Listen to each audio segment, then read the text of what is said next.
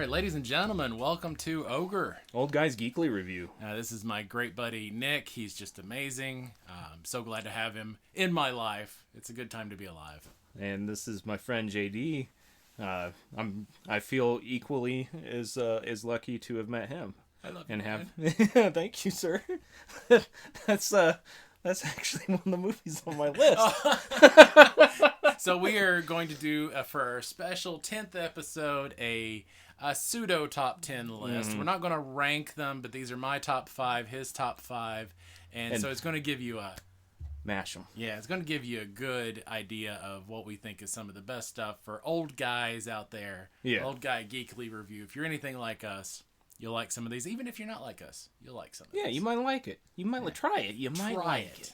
Try it. You might like it. If you're young, you probably haven't heard of half of this stuff, so...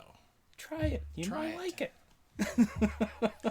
Things were better back in the day, right? Yeah, you know what? My kids actually prefer older movies and stuff. Oh, you're raising them right then. Yeah, they like older music, they like older movies, they like older comics. Which I don't know about the older comics. Some of them are good. Yeah. Some of them are good, but holy crap, there's some good comics out nowadays. Oh, yeah. The writing and everything has improved. Oh, yeah. By leaps and bounds. And I can say the same thing for TV. My TV category was hard to choose because there's so much good stuff out recently. Mm-hmm. And I didn't know if I wanted to put it on the list because, you know, some of these things need a little time to percolate and see if you still think the same thing about them 2 years from now. Yes. So Yes, they do. a few new things, but not many, Mm-hmm. made it to the list. Okay. Yeah, I know the movies and the TV... Movies, TV, and anime were surprisingly the hardest for me. And I'll explain why once we get to them. All right, should we hop into it?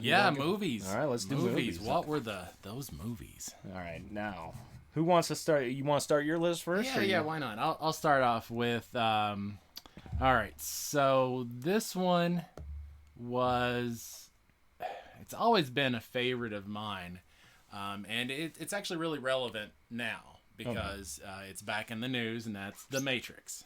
Oh. So on my number 5 was The Matrix. The Matrix.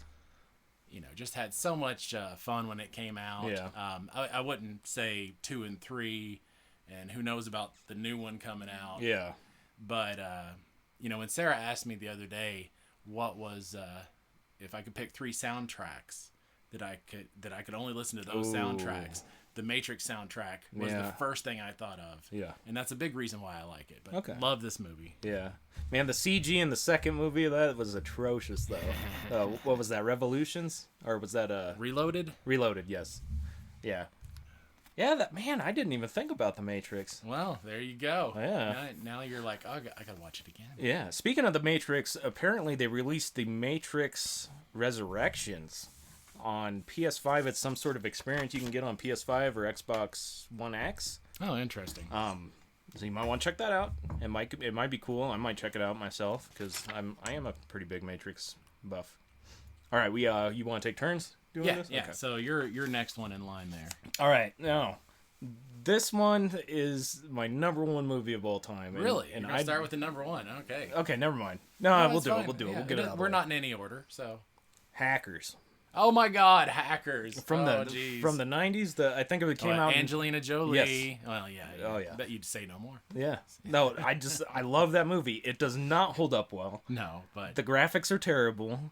But ever since I first saw that movie, there was something special about it. That's what got me into rollerblading. That's what got me into getting into computers. Like, I'm no hacker by any means, but I can figure some stuff out if I give it some time. I think that is one of those movies that I would have loved if I had been your age when it came out, but I'm a little bit older, and so it didn't quite resonate as well with me. Yeah, but I could see that. You want to talk about soundtracks? I listen to this soundtrack on Spotify. I got a Hackers playlist on Spotify, so perfect. Yeah, I love that movie. It's a great movie if you ain't seen it. If you're a young person, my kids hate it. My father used to make me watch Billy Jack. Are you familiar with Billy Jack? Yes. Okay. Because that's one of Sarah's favorite movies. Oh my God. Well, my dad used to. So I hated Billy Jack with a passion, and my kids hate Hackers like I hate Billy Jack. Yeah. Okay. So that's my Billy Jack. I guess I finally found it. Yeah. That's it. All right. What's your next one? Okay. I'm curious. So I'm hitting you with. a movie that's dear to my heart. Watched this so many times. Got your Sean Connery, Highlander. Ooh. Oh yeah. Man, this movie really just resonated with me. It's so good. I really just Christopher Lambert, the whole concept. The soundtrack is really good in this one too. Yeah. So yeah, man, it's been a while since I watched Highlander. Drakey wants to watch. He wants to watch a series. He wants to watch all the movies, even the anime movies that have come out recently. It's Highlander. There is more than one. Oh yeah, yeah. Even though there could be only one, there's more than one, more than just this. Dude, I remember watching that TV show like crazy. I think I was in middle school, early high school. It's good stuff. Oh yeah, yeah. And Ricky Bobby would be very proud of you that you chose that. Well, because that's the best movie ever made. It is very close. Yeah, it's in my top 5, no particular order. Yeah, yeah. My next one would be The Big Hit. And not a lot of people have seen this, but I used to watch this movie with my cousin while we were growing up. Probably about the same time Hackers came out, maybe a little later. Mark Wahlberg. It was one of his first movies. Who's the director for like Face Off? And I don't know. God, I had his name earlier, but he is the one that directed this movie. It was one of his first films. It's like the stunts are crazy. It's just a crazy movie. I like it. Doesn't hold up well either, but it's still one of my favorite That's okay. movies. It's dear to your heart. Yes. Somebody else out there who's like, I've never seen that. Well, what I did, how I helped select these and narrow them down, because I had a list of about 20 movies. Sure, yeah. So I got onto my Plex server and I just looked at what movies I've watched the most. That's a good idea. Yeah. So and surprisingly enough, these two were not at the top of the list, but I know I watched them. Oh yeah. Way more than anything else. Plex server's new, so all the old stuff. We'll catch all the old stuff you used to watch forever. Yeah. What you got next? Next up, I got. Uh-oh. God, I don't know how many times I've quoted scenes from this movie. It is probably one of the most quoted movies of all time. Yeah. Monty Python, Quest for the Holy Grail. I mean, it is just it's a love fest right there. Just so much good stuff. I actually saw it in the theaters. And it was so great because not when it first came out. Oh, okay. It was a re-release, or we had a great little theater that would do older movies and stuff. And I swear, half the people in line had coconuts, and it was the only movie I've ever gone to where the entire audience spoke the entire dialogue, the entire movie. Man. Yeah. That had to be quite the experience, though. It was hilarious, but it was a theater full of fans watching this thing, and everybody knew every line. Yeah, it was crazy. So Monty Python, Quest for the Holy Grail, good stuff. Yeah, actually, I had not seen this for the longest time. You guys told me I had to get on it. Remember? Yeah, that's right. Then I went on a Monty Python kick. The only thing that I had Monty Python related was. What was it? It was the comedy album with the Lumberjack song on it. If you could, I'm a lumberjack. I'm okay. Sleep all night and I work all day. And isn't it awfully nice to have a penis? It is. It is. Sometimes. Well, yeah. All right, the next one, and this one's new. Ooh, a new one. Yeah, well, kind of new. It was recommended to me by the people at the last podcast on the left. Okay. And it's not really a horror movie, but holy crap, is it a ride. Upgrade. I'm not familiar with it. Oh, man. Okay, so you know the guy that plays Shocker in Homecoming? No. Okay. You know me, I'm not a big fan of horror movies. No. The Shocker in Spider-Man Homecoming. The one that Michael Keaton turns to ash on accident. Oh, that. Are you talking... Is it Electro? Shocker. Oh, okay. No, I know who you're talking about. The guy with the gauntlet thing. I don't know who that was. Okay, well, he is the main guy in Upgrade, and basically it's in the future. Everybody's driving self-driving cars. They're so reliant on machines, and Gray is his name. That he has gone so long without any implants or anything like that. Gets into an accident, gets an implant, and the implant is like far above anything else that's out right now. Interesting. Great show. It's artificial intelligence type deal. Oh, I'm down for that. Yeah, I'll have to catch that. It's a good movie. It's gory in parts, but really good. Worth a watch. I can handle some gore. All right. All right, man. I don't know how many times I watched this as a kid. And also relevant to now, since there's going to be a new show. Oh, yeah. Willow. Man. God, I had the biggest crush on Saoirse, who married Val Kilmer. Oh, yeah? This was the movie that they met, and then they got married right after, or maybe even during. I don't know. Oh, wow. But yeah, so Willow, just a huge impact on me. I love fantasy stuff, so this was such a big movie for me. I actually had to erase this from my list. What? Yeah. Yeah. It was on the list, but that was Spaceballs for me. Yeah. I had to make the decision for Spaceballs. Yes, Spaceballs and Robin Hood Men in Tights had to be taken off too. And I left, I think, 7 up on my list just in case we did have any overlap. But yeah, Willow's fantastic. If you have not seen that yet, be sure to do it. Especially before the new TV series. Yeah, absolutely before the new TV series. Great childhood film for me too. We watched it all the time. Me and my sister watched this on a loop quite a bit. Excellent stuff. Great movie. My next movie is Dredd. The Judge Dredd movie that came out in 2012. Yeah. Yes. Yeah. That I can watch pretty much on a loop right now. I don't know what it is about that movie. I just love it. Just the way it was filmed, the slow-mo scenes, everything. It's just a great freaking movie. And I love the post-apocalyptic shit anyway. So, yeah. Awesome movie. Well, my last one is one that everybody knows. It's probably not going to be a surprise to anybody, but it's Star Wars Empire Strikes Back. Mm-hmm. And it came out right when I started getting intelligence. Yeah. I think I was 5 years old, maybe a little bit older when it came out. And it was like I remember seeing it as my first movie. Yeah. And, see, that's the first passion. That's the first movie my grandpa took me at the re-release of Empire Strikes Back. My grandpa actually took me there. First and only movie I've ever been to with him. And I just remember him complaining that it was too loud, especially the Hoth battle scene and stuff. Oh my gosh! But you know what? He sat through the whole thing. He wanted to share that with you. Yeah. So it made me pretty happy. Did have to delete that one from my list too. Yeah. That's kind of I'm kind of shocked that we both had the Empire on there. Out of all the Star Warses that we could have chosen, Empire. I think a lot of people will say Empire is the best one. Yeah, and Jar Jar is the best Sith. Yes, the best Sith, definitely. And then my last one is I Love You, Man. Oh, yeah. It's a show with Jason Segel. Okay. And Paul Rudd. Oh, yeah. Paul Rudd. Yeah. Rudd. I think it's Rudd. Okay. Yeah.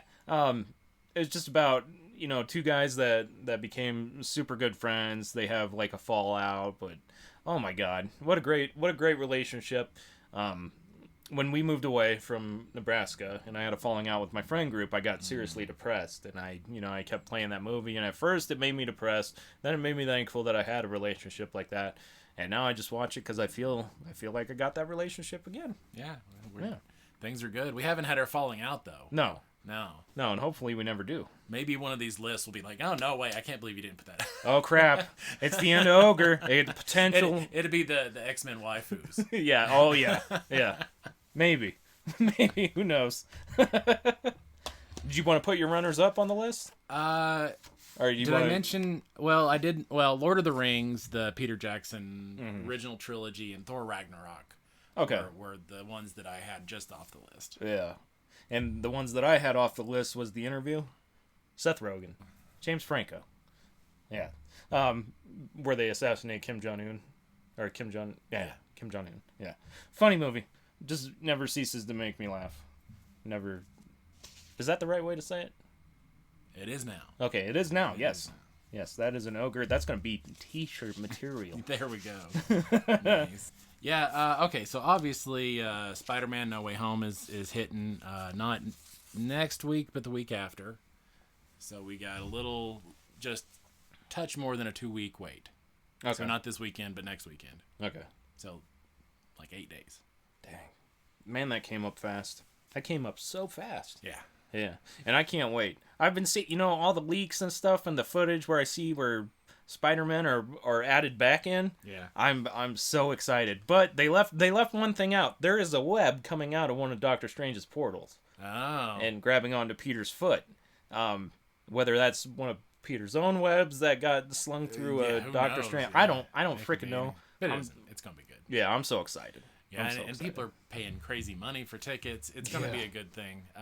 I still am not sure about hitting the theater, but I'll catch it as soon as possible. Mm-hmm. There is a live-action Mega Man coming to Netflix. Oh, that could be interesting. Yeah, I don't know how I feel about that. I just don't know how that would translate into live action. Yeah, I don't either. Yeah, because he's so cartoony. Yeah, but I figured that was news for all you Mega Man fans out there. Yeah, all of one of you. Yeah. Get hate mail from the Mega Man fans now. Yeah.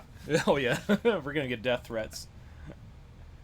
December 10th, coming to Netflix. Tiger King: The Doc Antle story. I saw that and I was like, well, you know me, I'm not up in the Tiger King thing. Yeah. So what is this? Okay, so Doc Antle is another guy that does Big Cat.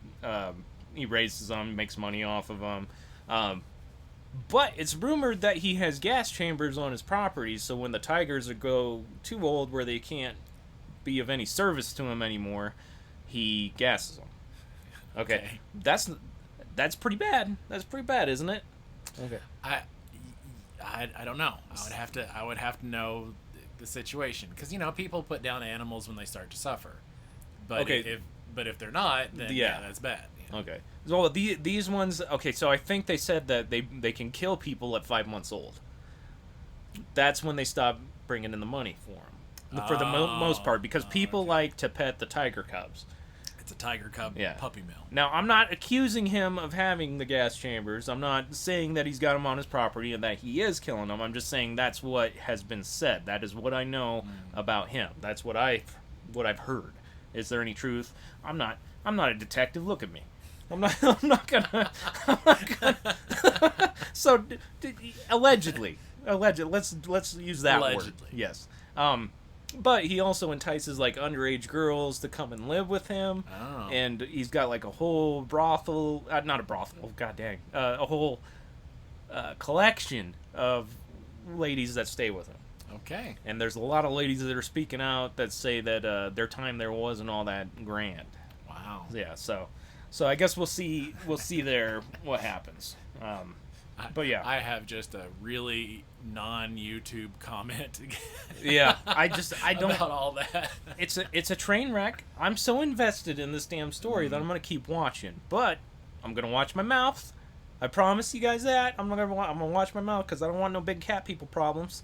I don't need any hitman sent after me or bees that are for Bastion to come my direction. I don't know what you'd be in for. Yeah, but there you go. There's more to the Tiger King tale. Oh, speaking of which, Joe Exotic has cancer. He's getting so he might not even get out of prison before he dies. And to me, it sounds like he's innocent now. So I don't freaking know, man. That season 2 threw me through a couple loops. Well. But anyway, that's new in the Tiger King section. I did finally watch Jungle Cruise. Oh, I love that one. I thought it was pretty good. Much like Red Notice, I thought it was pretty much a good by the books kind of adventure. Yeah. I don't think it was really shocking in any way, but very enjoyable. Very pretty, visually pleasing. Yeah, visually pleasing. The acting was good. So there's really nothing to complain about. It's a good sit down, enjoy with the family. What do you think about the other conquistadors, like the ones with the hive in them and stuff like that? I thought that was done beautifully. Oh yeah. The animation was great. Yeah. It's a fun ride. Beautiful visuals. I'd recommend to watch too. You'd recommend watch? Oh yeah, definitely. Yeah, it's definitely a recommend. Yeah, Disney, man, you're on fire. Disney's just on fire with everything. Is. Definitely not the Disney of old. No, definitely not.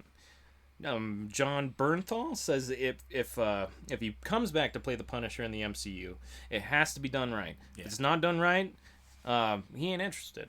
Yeah, and I really wonder at this point what Disney has planned for their more edgy stuff. Yeah. I mean, Hit Monkey was edgy. It ended up on Hulu. Yeah.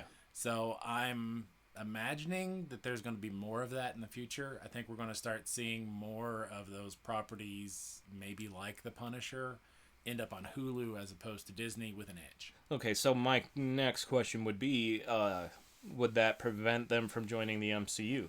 Or would they be in the MCU but kind of in their own little area? I think it would be smart for Disney to not separate them, because that would increase the subscriber base of Hulu by quite a bit. Oh, yeah. If they started putting both the Marvel stuff on Disney and Hulu, then, I think that'd be just gold for them. Yeah. Okay. Get some edgy Deadpool on Hulu, and who's not going to subscribe to that? Yeah, no kidding. Which I really did enjoy him as Punisher, but what was it? He let a scumbag go. And I just don't think that's very Frank Castle-y to let somebody slide. Especially a scumbag. Not without an ulterior motive, probably. And I don't think he really had one. I think somebody just talked him out of it. And not really even talked him out of it very hard. But, I'm not up to speed on the Punisher anymore. I just, from my childhood, I remember him being like, take no prisoners. If you're a piece of shit, you're going to die. Type of deal. I think different writers have handled him in different ways. Okay. Yeah, so, that makes a lot more sense. Because Marvel had what was called the Max line, which kind of allowed him to go beyond his character in violence. Okay. Because I think back when he first started, the comic book code was still a thing. Oh, excuse me. So okay. That's that little stamp thing? Okay. Yeah, so I think they may have curtailed him earlier on, and then they had the Max line where he could really let go, and now the comic book code doesn't exist anymore, so they can kind of do what they want. Okay. Yeah, that makes a little sense. Oh crap, I've been kind of mixing my movies and TV. Yeah, next week I'm going to separate these. I feel like I need to. Let me see if I got any more. Okay, so there's a new Texas Chainsaw Massacre heading to Netflix on February 18th, 2022. I just found out about it, and the reason when I find out about things that are even far off, that I put them in the videos, and I'll tell you the dates and stuff. Make sure you write them dates down if you are interested in anything that we're talking about, just in case I don't come across it again before it comes out. That's why I do that, because there's a lot of stuff I know I try to cover a lot of different things. I pretty much keep my searches, for the most part for me, to next week. Okay. Yeah, and I just, like, as soon as it's announced, as soon as something's done wrapping, I want to just give updates on all the stuff. Yeah, you get the stuff that's, possibly way out there that could happen, maybe not happen, but it's still interesting. Yeah. But at least this one has a date, and it's Texas Chainsaw Massacre. I know a lot of people that are big fans of it. I know a lot of people that don't care about it, but, hey, it's another reboot. What? We have those? Yeah. We have reboots? Yes, we do. Charlie Cox has been confirmed as cast in the MCU. Oh my gosh! By Kevin Feige himself. Yeah, the fact that and D'Onofrio has been congratulating him and the new girl, Alexa Cox, I think is her name. Oh, okay. I don't know. Who's playing Echo? Oh, and then he wants the girl who played Karen Page, Wall. Deborah Ann Woll. Yeah. Mm-hmm. Yeah, he said something about bringing her back, which I'm for 90% of the characters that Netflix had, bringing those back. Yeah. You know what? I liked his lawyer friend. Foggy. Yeah, Foggy. Nelson. I liked him. I liked Deborah Ann Woll, and I loved Kingpin. So, yeah.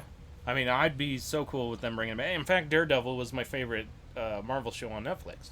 It was great. Yeah. Punisher was a very close second. Mm-hmm. I really liked Jessica Jones. And see, I didn't really care for Jessica Jones. And, what was it? Iron Fist. No, we don't talk about Iron Fist. We don't talk about Iron Fist? We don't talk about Iron Fist. Danny what? No, we don't talk about No, okay, I'm about to cross the line. This is the falling out we had. Yeah. Well, it's over. I hope you guys enjoyed it. Iron Fist did it again. Shang-Chi is getting a sequel? Yes. And I believe the director is getting a spin-off show on Disney+. Nice. Yeah. And I don't hold me to that. I believe that was added as a footnote in the article I read. But for some reason, I wanted to make it known that guy might, or the director of the movie might potentially get a series on Disney Plus. Yeah, it's really even you see the comic book industry, the old comics. Well, the comics that are related to Shang-Chi are really going up in price with speculation. The fact that it's going to be more in the MCU. Mm-hmm. I guess everybody was kind of waiting to see how the movie did. The movie did great, so there's going to be more of that stuff, I'm sure. Yeah, are you up to speed on your Quantumania leaks? No. What's up? Okay. MODOK is set to appear. God, MODOK. Yes. Love MODOK. Set to appear in Quantumania. I read this article, and I wanted to give a source for this article. It's the Direct. They mentioned that they can confirm that Jim Carrey is not going to be MODOK. Okay. That's the only reason I quoted cited the source, I guess. I would also agree with Jim, because Jim Carrey can do kind of maniacal, but MODOK's more of a I don't know. Jim Carrey I just don't think is the right kind of crazy for MODOK. I wouldn't be opposed to seeing Patton Oswalt play him. I mean, I thought he did a decent job with the animated, so I think he could pull it off. Yeah. One of my favorite comic book series is when MODOK fell in love with Angela, Thor's sister in the comics, and Who hasn't fallen in love with Angela? Everybody. 13-year-old me. Yeah, that's what the movie watchers are missing, since they wrapped Thor's sister character up in Hela in the movies. They don't even know about Angela. Yeah, but she might make an appearance in Guardians of the Galaxy 3. That'd be cool as hell. Who would play her? It had to be somebody gorgeous. Isla Fisher. Isla Fisher, man. I could see it. Oh, I could see it. Yeah. Venom 3 is in the works, and it's rumored to have Spider-Man. That's pretty much a given. Carnage was awesome. Yeah. So, my God, was that an awesome movie? Good stuff. And then the movie poster, the last movie thing that I'm going to touch on is Sonic the Hedgehog 2. The movie poster came out yesterday, and I believe the trailer is released tonight. Is the VGA Awards tonight or something? There's some sort of gaming award or something I thought I read. So look for that tonight. Probably by the time you watch this video, it'll be out. Yeah. Good stuff. Absolutely. All right, that's all I got for movies. We'll go to the television. All right, so our top 10 TV. Alrighty. I'm so looking forward to this one. This was a hard list. This was a hard list to do. I started off last time. You start off this one. All right. Always Sunny in Philadelphia. Okay. I love that movie. Or the show. I love it so much. I haven't seen any of the new season yet because Hulu's giving me my crap. Did I see something about it being the longest running? Yes, it's going to be the longest running TV show. It got renewed all the way up to like season 20. Oh wow! Okay. And we're only on like 15 just started. Yeah, like live action comedy or something. Yeah, not drama, because that would be like the soap operas. Yeah, no, this is. I mean, is it a situational comedy? I don't know. They do parodies, all that stuff. I mean, it's comedy through and through. I don't know. It's definitely got its place in the Hall of Fame. I'm terrible with subgenres, so I'm just gonna say comedy. It keeps me entertained, and I like it.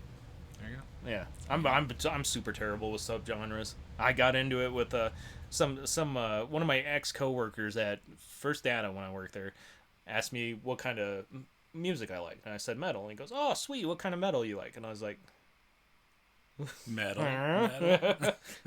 Good metal. And he's like, well, do you like Japanese speed metal? Do you like Swedish Rush metal? And I'm like, holy crap, what is this?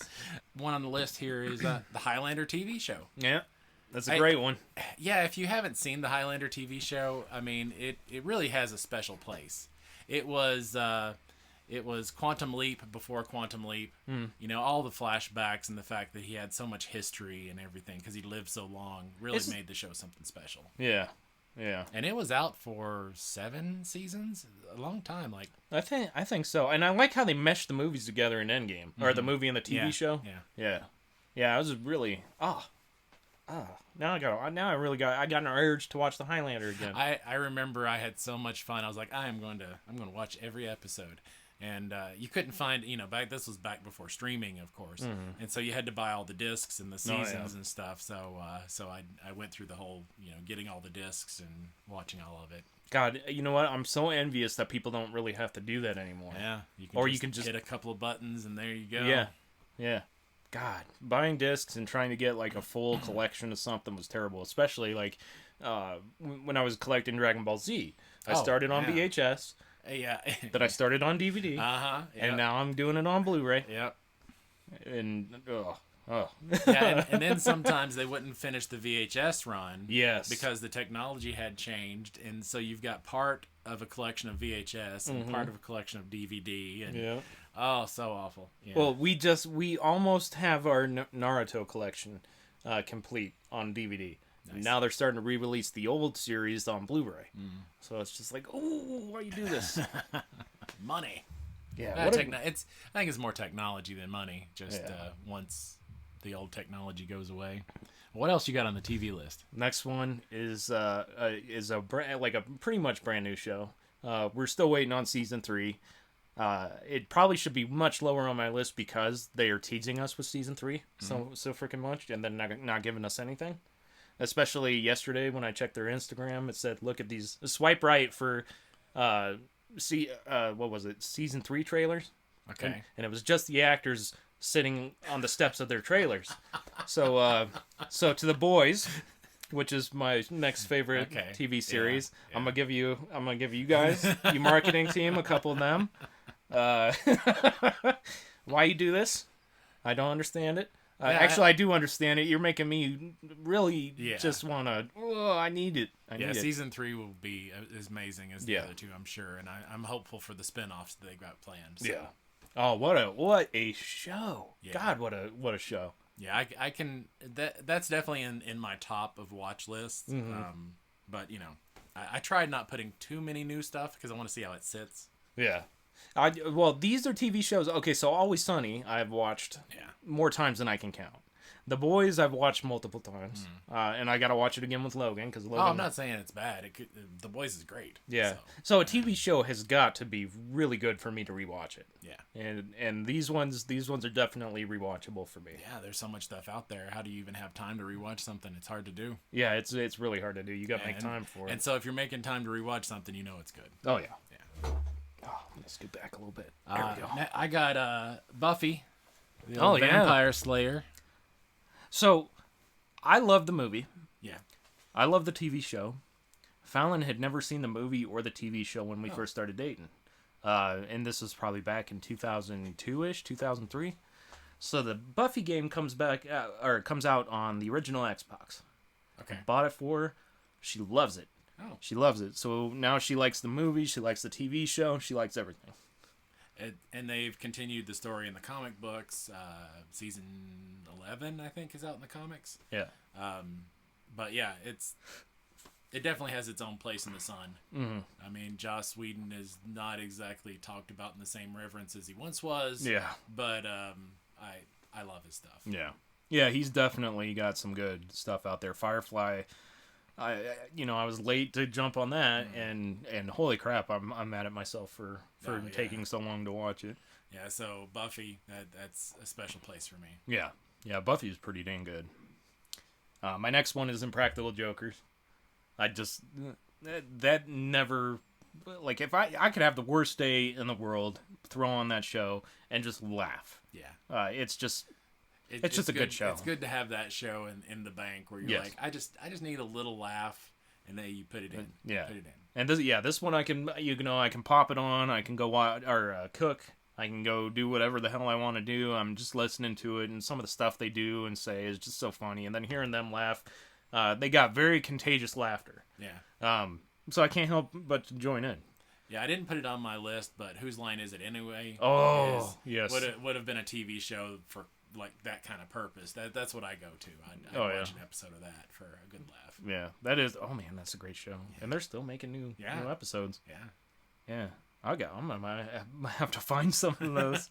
Those are good. Those are really good. Yeah, it doesn't even matter if it's a rerun. You're still gonna laugh. Oh yeah, it's awesome. Yeah, definitely. That is a great show.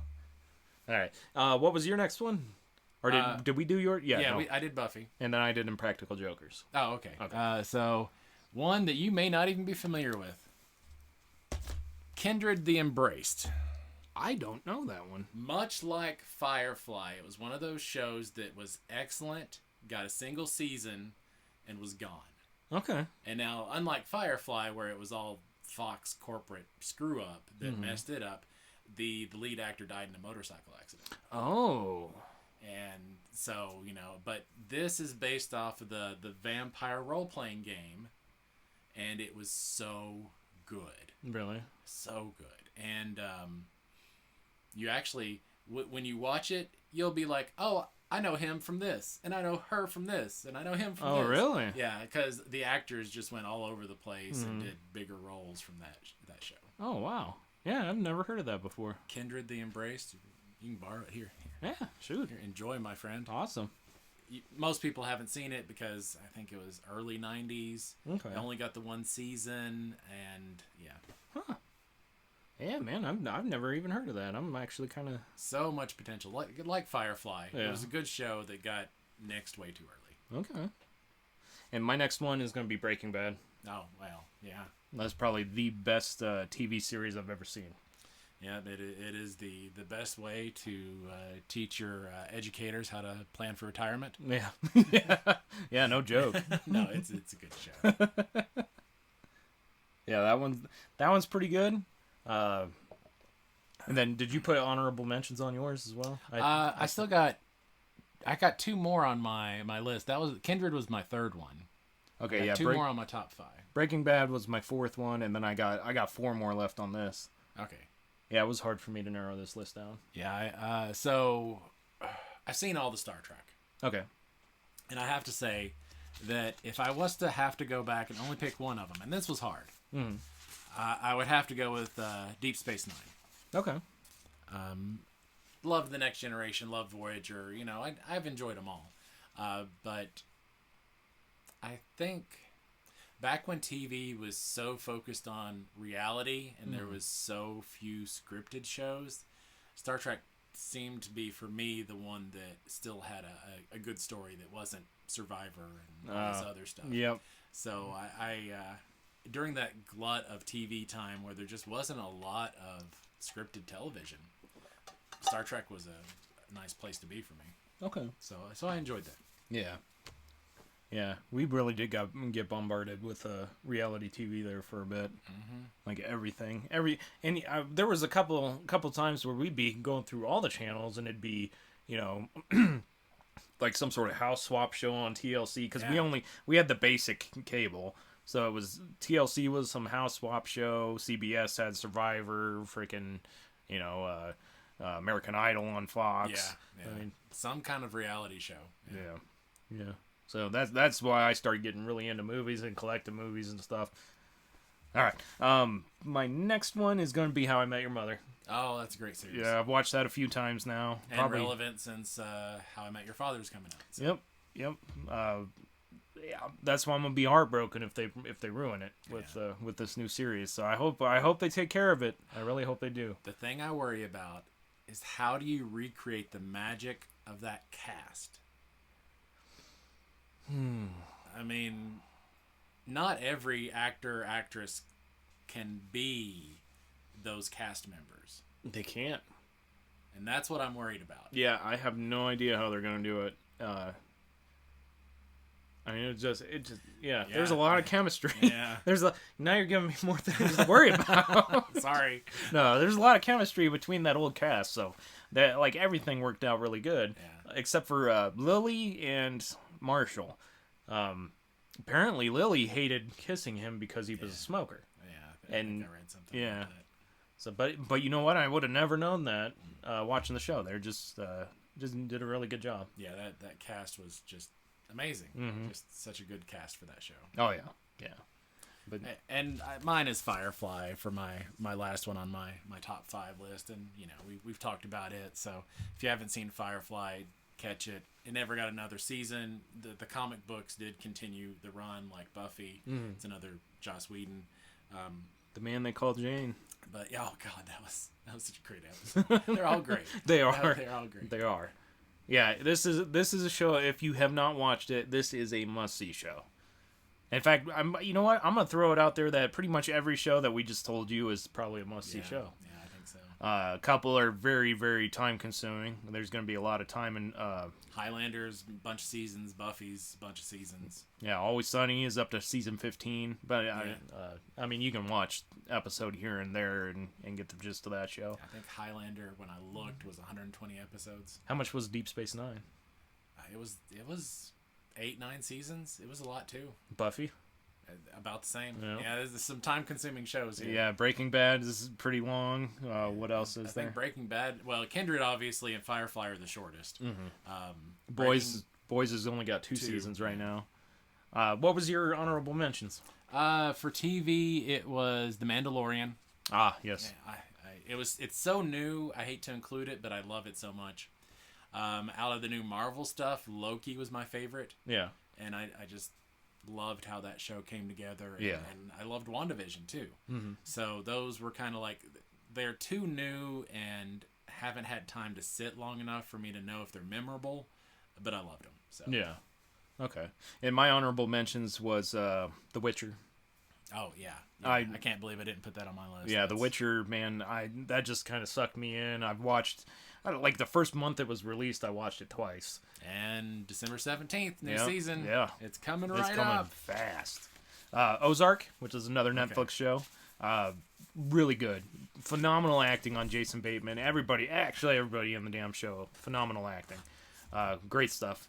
And then Black Mirror was another one, which is another Netflix show. Very good. Everything is kind of just, if you're not familiar with Black Mirror, every episode is different, but it's really good. This might be in contention for Henry Cavill's abs, from Highlander. Oh yeah, Paul Adrian or whatever. Yeah. And then the very last one is Love, Death, and Robots. Oh yes, I thought about putting that on my list too. Yeah, these were honorable mentions. They were hard to eliminate. These ones were the worst ones to eliminate for me. But Love, Death, and Robots, kind of like Black Mirror, where every episode is different animation style and everything. Really good, really good. Lots of cameos this last season. In was it season 2? Yeah. Anthony Hopkins did a cameo. It's a great series of shorts. Yeah. Just amazing. Mm-hmm. If you're an artist, you'll really appreciate it. Shows like that and Arcane, which I would put Arcane on the must-see TV list. Yes. But that's more animation, and we're doing live action. Mm-hmm. But it might even be on mine. But what was I saying? Shows like Arcane make all the other stuff harder to rate high. You know what I mean? Yes. Because it's so good, you're like, nothing to ever be a 10 anymore. Yeah. Yeah.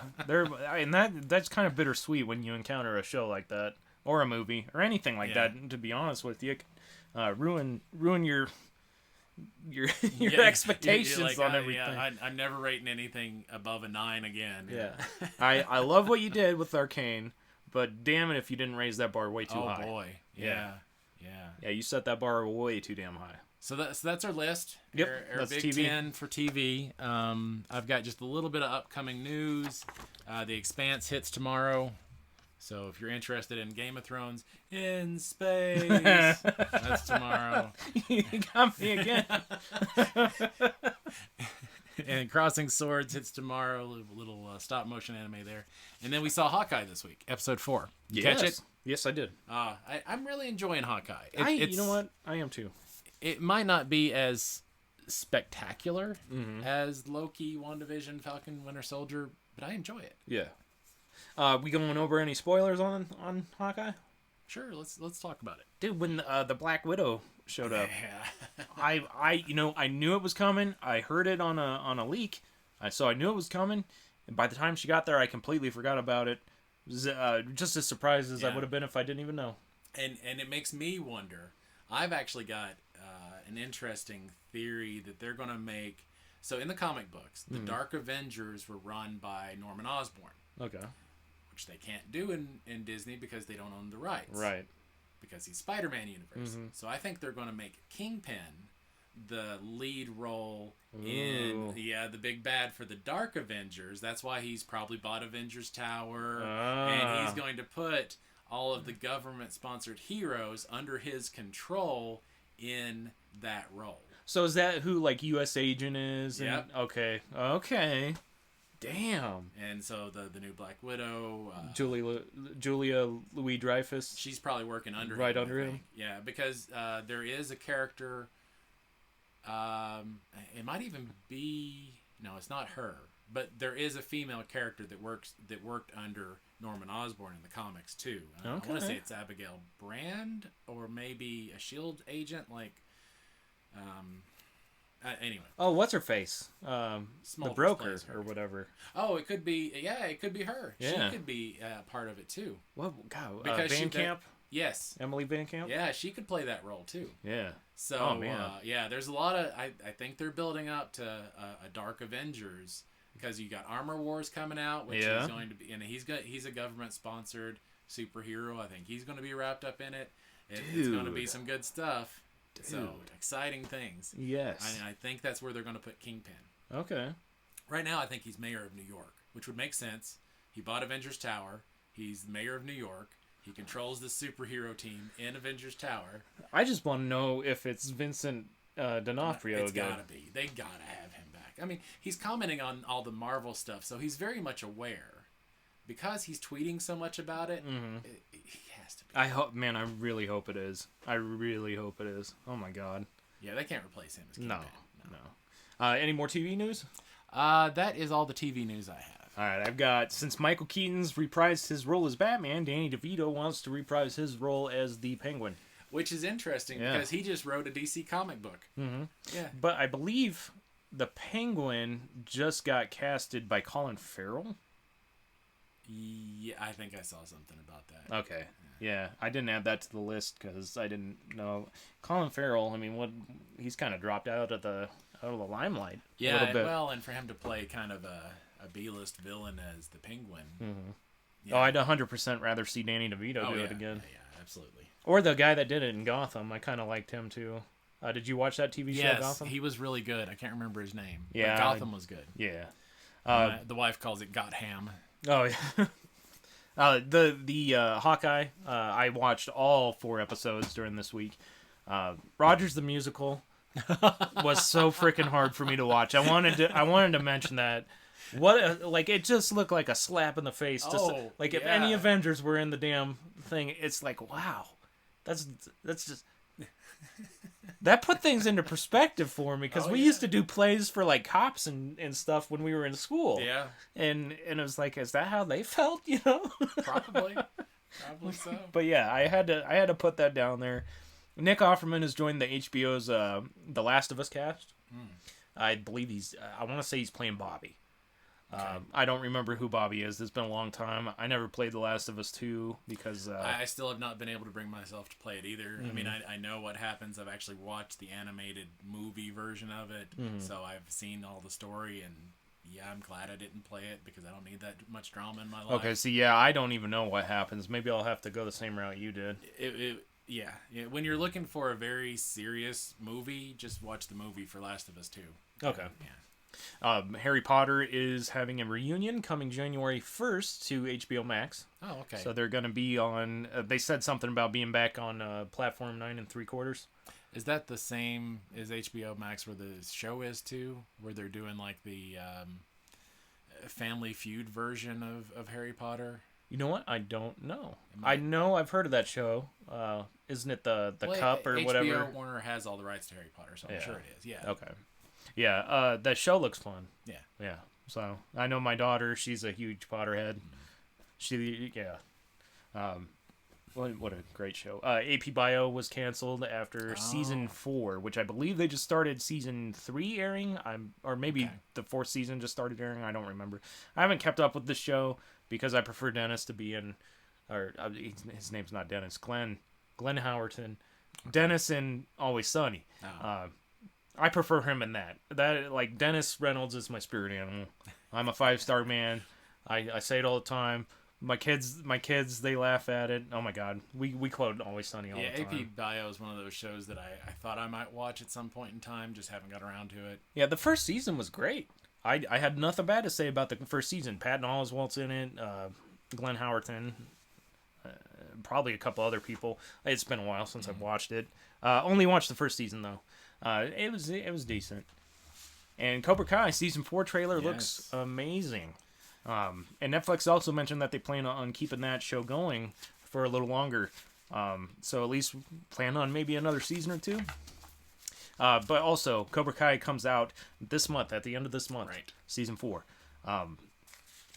Don't have the exact date for you. I thought I wrote it down, or I thought I said it in a previous video, but like I said, whenever I give you a date, specifically this guy, when he gives you a date, write it down, or make a note of it. Because I never know if I'm going to encounter it again, and I apologize for that. I'm not very good at... I try to mention the stuff that's coming up the next week. Yeah. So if you're, that's why you got to watch the show every week to know what's coming up next week. Yes. Yeah. Every week. You tune in. Every week. Or I'm going to call your mother, and I'm going to write a letter to your dad. That would not be good. No. That would not be pleasant. No. I'll turn you in. I'm a snitch. No, I'm not a snitch. I probably shouldn't say that in today's date. I shouldn't be saying stuff like that. All right, so that's all I got for TV. All right. Well, shall we do our top animation, not anime? Yes. We're going to do a separate top 10 for animation and anime. So, do you want to start with animation? So these are non-anime animated series. Yeah, I'm good with starting on the animation. All right. Well, I'm just going to start with, we've mentioned it, Arcane. It might very well be the best animated thing ever. Mm-hmm. But right now it's on just my top 5 pick because I want to see how it sits. But it is amazing. It is amazing. Yeah, Arcane is pretty good, and that says a lot that you put this. This is a new show, and you said you were pretty, reluctant to put the new shows in his list. As I'm telling you, that's how good this show is. Yeah. It is so good. The story, I can't find fault with the story at all. It's amazing. No, and I knew that you were probably going to have this on your list, so I just took it off mine. But it would have been there. Yeah, definitely. This probably would have been at the top of my list too. My number 1 is definitely X-Men the animated series. Oh, okay. I didn't put that on my list. That has a special place in your heart more than mine. Yeah, every Saturday at 10 o'clock, I'd call my dad. I'd be like, "You got that video you got that videotape in the VCR ready to record at 10:30?" And he'd be like, "Yeah," because a lot of times my mom and my stepdad wouldn't let me watch it on the weekends, or they'd be watching football or something. We didn't have a lot of TVs or nothing, so sometimes I'd miss out on it. Great show, dude. And I'll just put this up here for you. Here's the latest issue of. It's got Jubilee on the cover there. Peach Momoko is the artist. Okay. Nice little thing to check out there. Yeah, I kind of dig that art. That's a cool art style. It looks watercolory. Yeah, she's very much into those kind of watercolors and stuff. She does some good stuff. Yeah, that's Peach Momoko. That's a great looking cover. All right, so we got X-Men, we got Arcane, we got X-Men. And I am looking forward to the new animated series. It's really good. Oh, I'll tell you what. That's just gonna take me back to my childhood. And life will be complete once that starts airing. Bakshi, Lord of the Rings. Back in the day, he was, you had your Disney, and then you had the cool kids. Yeah. Bakshi was the cool kid version of Disney. Bakshi. And he did Lord of the Rings, he did Wizards, he did a lot of the late 70s, early 80s, into the 90s, really cool animated stuff. Did he do Fritz the Cat? Maybe. I'm not sure. Okay. I'm not sure, but his art style was just amazing. It's the cool kid version of Disney from the 70s. Okay. Basically is what it is. All right. I think he may have been involved with heavy metal, but it was definitely the grown-up animation compared to what Disney was. Yeah, I think I know that name for some reason. I just can't place it. Because that sounds awfully familiar to me. Yeah, so he makes my list as one of those animated shows that is going to stick with me being young. Oh, okay. My next one is Rick and Morty. Oh, nice. Definitely. Nice. I was hooked on it the very first episode I saw. Like, everybody was talking about it. I jumped on it after season 2 had already come out, so it's already been out for, 3 years by that point. Yeah, I got nothing bad to say about the first 4 seasons, and I don't really have that much to complain about in the 5th season, too. I mean, to give us so many episodes that are so good, and then to have a couple that were a little bit flew under the radar, I guess. But Rick and Morty's part of our culture now. Yeah. And it's bigger than just the animation. Yeah. Because it leaks into everything. Fast food places and whatnot. So it's everywhere. Yeah. So it's a good thing to have on the list. yeah. Another bakshi, a little bit less known than Lord of the Rings, was Wizards. And this was one of those that it's not his best known work, but oh man, this is definitely one of those that if you're wanting to be on some elevated platform while watching it, it'll probably make more sense. Okay. Yeah, so something to definitely check out. Old Wizards there. All right. My next one on my list is F is for Family. Okay. Okay. Just the nostalgia for me. It just it hit me. I don't know. It just hit me the way it needed to, I guess. Okay. I don't really know how to explain it. Yeah. I guess I can't put into words how that show makes me feel. Yeah. But it tickled my funny bone, brought me back. It just I don't know. Hit me in the feels a little bit. I gotcha. Yeah. I want to check it out now that you've mentioned it so much. It helps to have family that treated you the same. Oh, okay. Okay, so if you had a parental figure that would cuss at you a little bit or like threaten you with a little bit of physical violence. Yeah, definitely not my family. Yeah. See, my family did it all the time.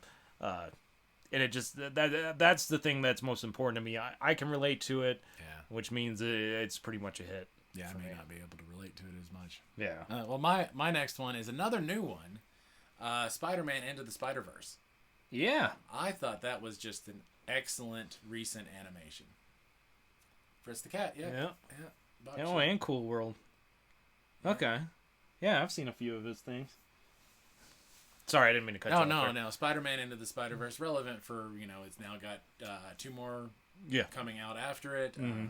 I thought it was just, the art style in it is very unique. It's a good story. In fact, I want to bring this up. The Love, Death, and Robots episode that I love the most had about the same animation style as Into the Spider-Verse. So, yeah, it is great. I mean, it is visually pleasing, very visually pleasing. So that's on my list. Spider-Man, soon to be trilogy. Ren and Stimpy. Oh God, Ren and Stimpy. Dude, we got in the day the log. We got Powdered Toast Man out of them. The horse that was never satisfied. I don't remember his name. Yeah. I'm actually kind of surprised because to me, Ren and Stimpy is a college thing, and I guess to you, it's probably more of a Saturday morning thing. I don't know what. Dude, or is it a college thing? I don't know. A bit of both. Okay. I found out when I watched Looney Tunes as a kid, I love Looney Tunes. But as I aged and watched the same episodes over and over again, I picked out so much adult humor. Yeah. That's when I decided to rewatch Ren and Stimpy. Oh, okay. And holy crap. Yeah. It's enjoyable as an adult too. Yeah, definitely. Yeah. My top animated one was they did an animated version of Lion, Witch, and the Wardrobe. Okay. And the reason it's special to me is because that's the first movie I cried at. Okay. That hit me so emotionally profound when Aslan dies that, it's the first movie that brought me to tears. Okay. So, it's in there for very much nostalgia reasons. Mm-hmm. Good stuff. And what was that called again? Lion, the Witch, and the Wardrobe. Okay. Yeah, I've never seen the animated version of it, but... Yeah, it's obviously much older than the movies that came out about a decade ago. So. Yeah. Okay, I might have to check that out too. My last one is Heavy Metal 2000. Oh, yeah. Came out when I was, I think, a senior or close to my senior year in high school. Good stuff. Yeah, great soundtrack, man. I had the CD in my car.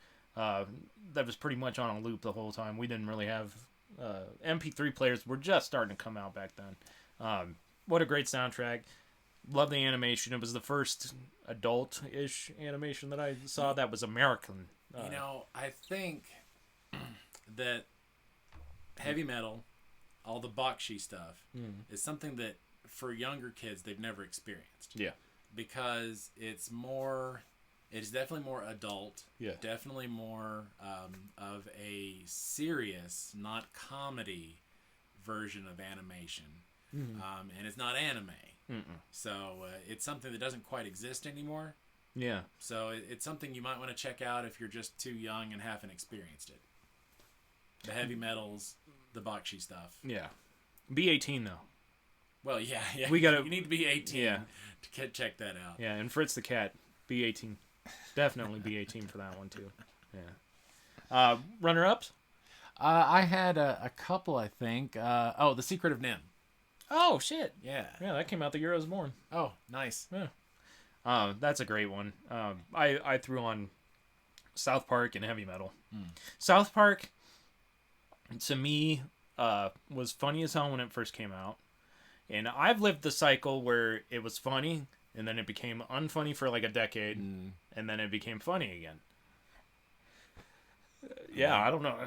Yeah. That's a long ass running show. Yeah. And they got a bunch of movies coming out to Paramount Plus now. Oh, really? Mm-hmm. Oh. I think the first Life After COVID special is actually out now. It's always relevant to the real world, which is something I appreciate about it. Yeah, definitely. All right, now on to animation news. Animation news. Okay, so animation news. Well, this is all anime news. I got no animation news. All right, I got a few animation news. Spider-Man Across the Spider-Verse. Oh, yeah. The one part one, the trailer was released, and holy smokes, Miles is older, Gwen comes back. The Spider-Man 2099 coming out when he goes through the rift. Holy mackerel! What a great animation sequence! Can't freaking wait for it. It's gonna be amazing. Yeah, and for people who aren't familiar with Spider-Man, there's a lot of Spider-Man. And Miles Morales was by no way the first different version of Spider-Man. God, no. I mean, I think I saw that somebody's kind of gone through the video and they have determined that there's going to be 15 different Spider-Man. I hope Ben Reilly's one of them. That's one of the guesses, yeah. Thank God. He's probably the most likely. Yeah, I love Ben Reilly, and for those who don't know, he's Scarlet Spider. I love Scarlet Spider. He was actually one of my favorite superheroes there for a while. Yeah, I can see that. Yeah.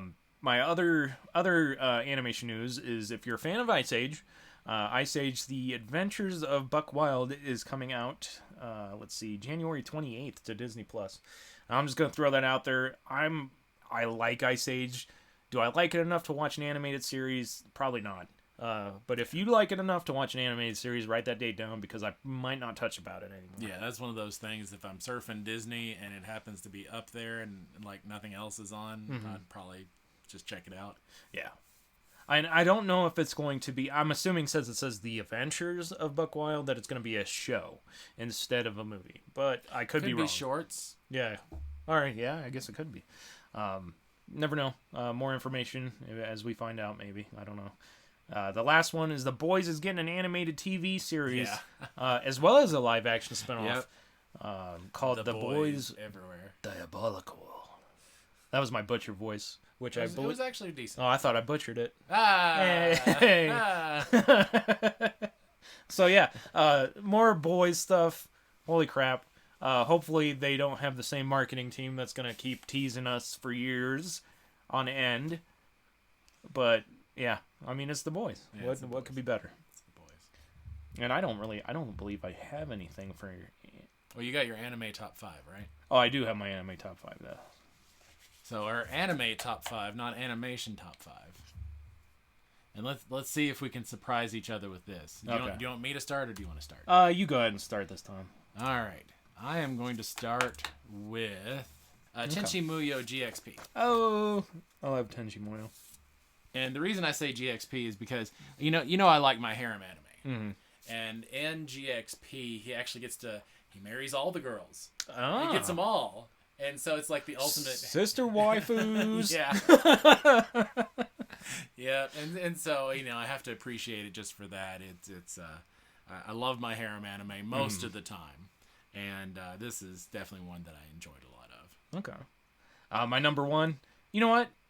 Yeah, we'll do number one. Yuria, Zerum the animation. I let you borrow it. You weren't much of a fan of that. No. For some reason, the space western type deal stuff that always gets me. I love space western. There was something about the sister trying to find her brother's killer, everything like that. I love the mechanical, like little gliders that they had. I like the speed car things, the hover cars that they had. Just great all around. In Iria, I she's probably my number one waifu. I wish they had posters. I've got a wall scroll. So, sometimes it's the right time, right place. Yeah. You know? Yeah. Right age when you see it. Yeah. That was one of the first animes that I watched, got into. I was introduced on Sci-Fi, the Saturday morning anime. And it was one of my favorite ones that they played. So, yeah, that's top of my list. That solidified my love for anime down the road. Yeah.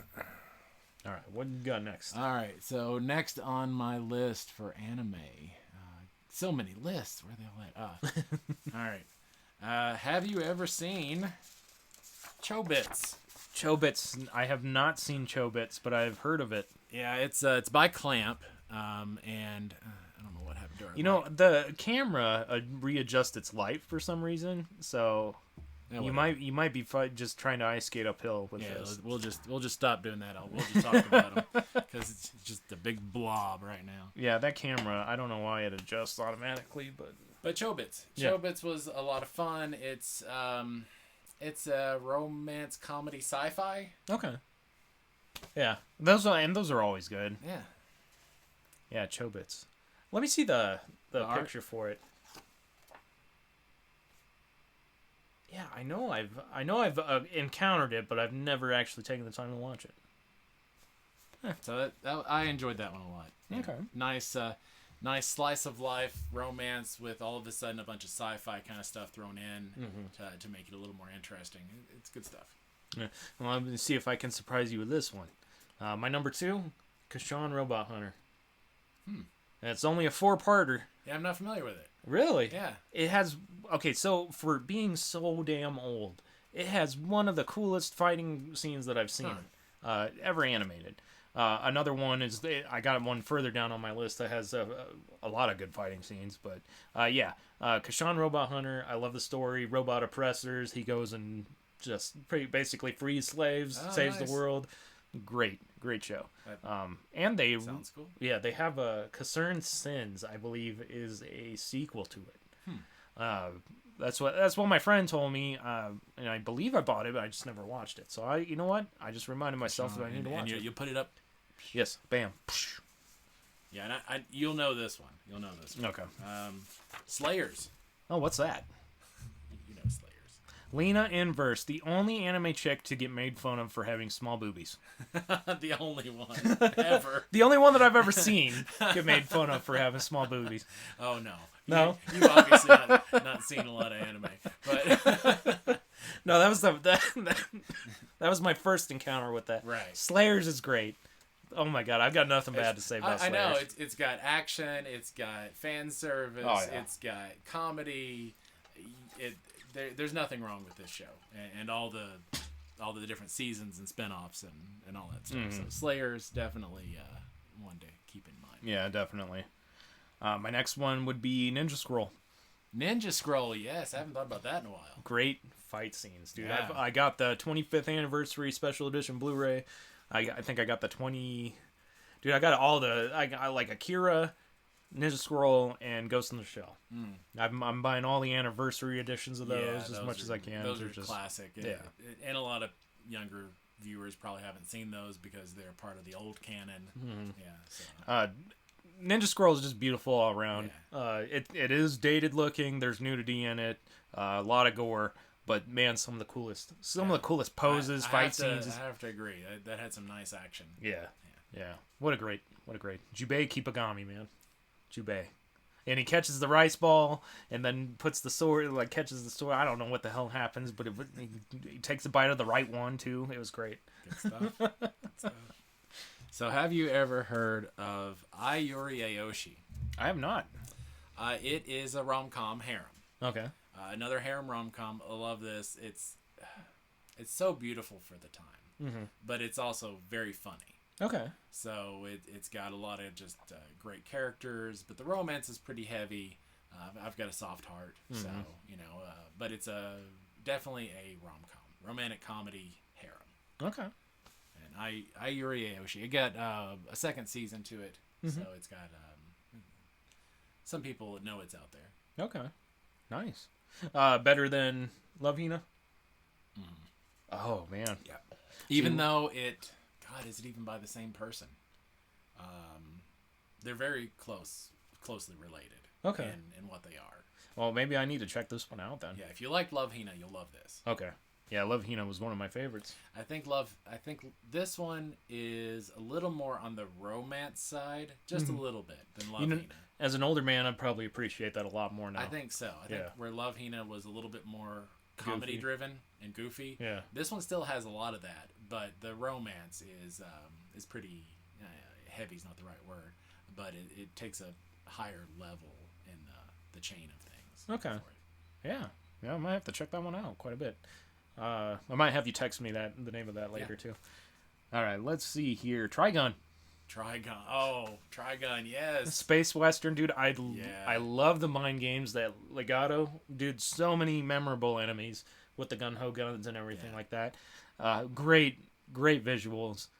I wish they'd remaster it. I wish they'd make it a widescreen release. Hopefully for an anniversary. They did a really nice deluxe edition comic book in the same kind of vein that they did Berserk. Ooh.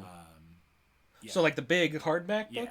With like the fake leather cover. Yes. No. I'm thinking that was Hellsing. I'm thinking of Hellsing. Okay. No. Trigun. What was I gonna say about it? First anime to make me cry. Nicholas D. Wolfwood. Loved him. I loved every character in there. It gets super serious. It gets super goofy. Oh my god. I don't even know what to say about it. I get goosebumps thinking about it. It's a good thing being on the list. Trigun. Yeah. It's a good place on the list. I liked it so much that my first dog I ever bought by my own, his name was Vash. Oh, nice. Yeah. And holy mackerel, just the most lovable dog. I don't even know what to say. This is just such a good anime. Watch it. If you ain't seen it, watch it. Good stuff. Oh yeah. The last one I got on in my top spot is one that I have to watch it every once in a while. Azumanga and it is if you ever, for me, comic timing is important. Yeah. And this show does comic timing like nobody else. Oh, really? Nobody else. Okay. It's essentially, a bunch of girls in school and the hijinks that they're up to. It's got a little bit of it's a show to watch. If you want something funny, but not like wacky funny, but with just excellent comic timing. Yeah. I quote this show all the time. Okay, I might have you send me this one too. Yeah, the animation's not super great. It works for what it is. It's not a wacky comedy like some of the others I watched, like Insomnia Delivery recently. Yeah. And it does have some silliness, but it's also got a kind of like a cute layer to it as well. Okay. Just some amazingly funny stuff. Always into, and it's one of the few manga that I have the actual Japanese from, because when my buddies went to Japan, I said, "Bring me back this in Japanese," and that's what I want. That's my souvenir. Yeah. And so that's my number one right there. Yeah, you're gonna have to send me this one too, because now you got me curious. Azumanga Daioh. Okay, my last one, which I know there's gonna be a lot of people asking me if I'm high. Excel Saga. Oh God, it's amazing. I love that show. Both of us picked wacky comedies for our top ones. Yeah. Excel Saga it makes me laugh my ass off. The Poochus in there, holy shit. The faces they make. Oh my god. But I originally watched it subtitled. Oh, okay. So hard to keep up with it. Yeah. That's how I learned to speed read. Oh, okay. Yeah. I can take out. Yeah. I can speed read because of that show, and I'm pretty sure it was only because of that show. Yeah, this has a completely different comic timing than that, but they're both hilarious as hell. Yeah, if you want something that's just so freaking random, got an annoying main character, but like a bunch of supporting characters that are hilarious, Excel Saga is the one to you. And I'm gonna apologize to my wife because I know she's gonna hate me for even mentioning this show on this the video. Oh, okay. Yeah, she hates Excel Saga with a passion. Oh, well, I've heard that she does like Girls Bravo. Oh yeah. So another harem anime. Didn't quite make my list. Yeah. But it was on those. Oh, yeah, on she the thinks chopping block. She thinks that one's funny as hell. She wants me to watch that very badly. Oh, you haven't seen it? I have not seen it. Oh, you'll enjoy that. Yeah. You'll enjoy that. Yeah. It's a great harem anime. And then one that's dear to me but didn't quite make the list, Banner of the Stars. There's 2 seasons of that. It's a sci-fi. I'd say it's more on the political side of sci-fi action than like action and combat. Okay. But I really do enjoy that one. All right, and then the ones that didn't make my list that should have, they're just, things that solidified me being an anime fan for life. Yeah. And that would be, Cowboy Bebop. Oh, yeah. Space Western again. And then Dragon Ball Z and Dragon Ball Super. The animation style, Akira Toriyama's art style just pulled me in. Yeah. There was something about it that just was very special to me. But yeah, those last 3, they solidified my love for anime, probably for life. Yeah. Depending on how Toei acts and how they do other YouTubers and stuff.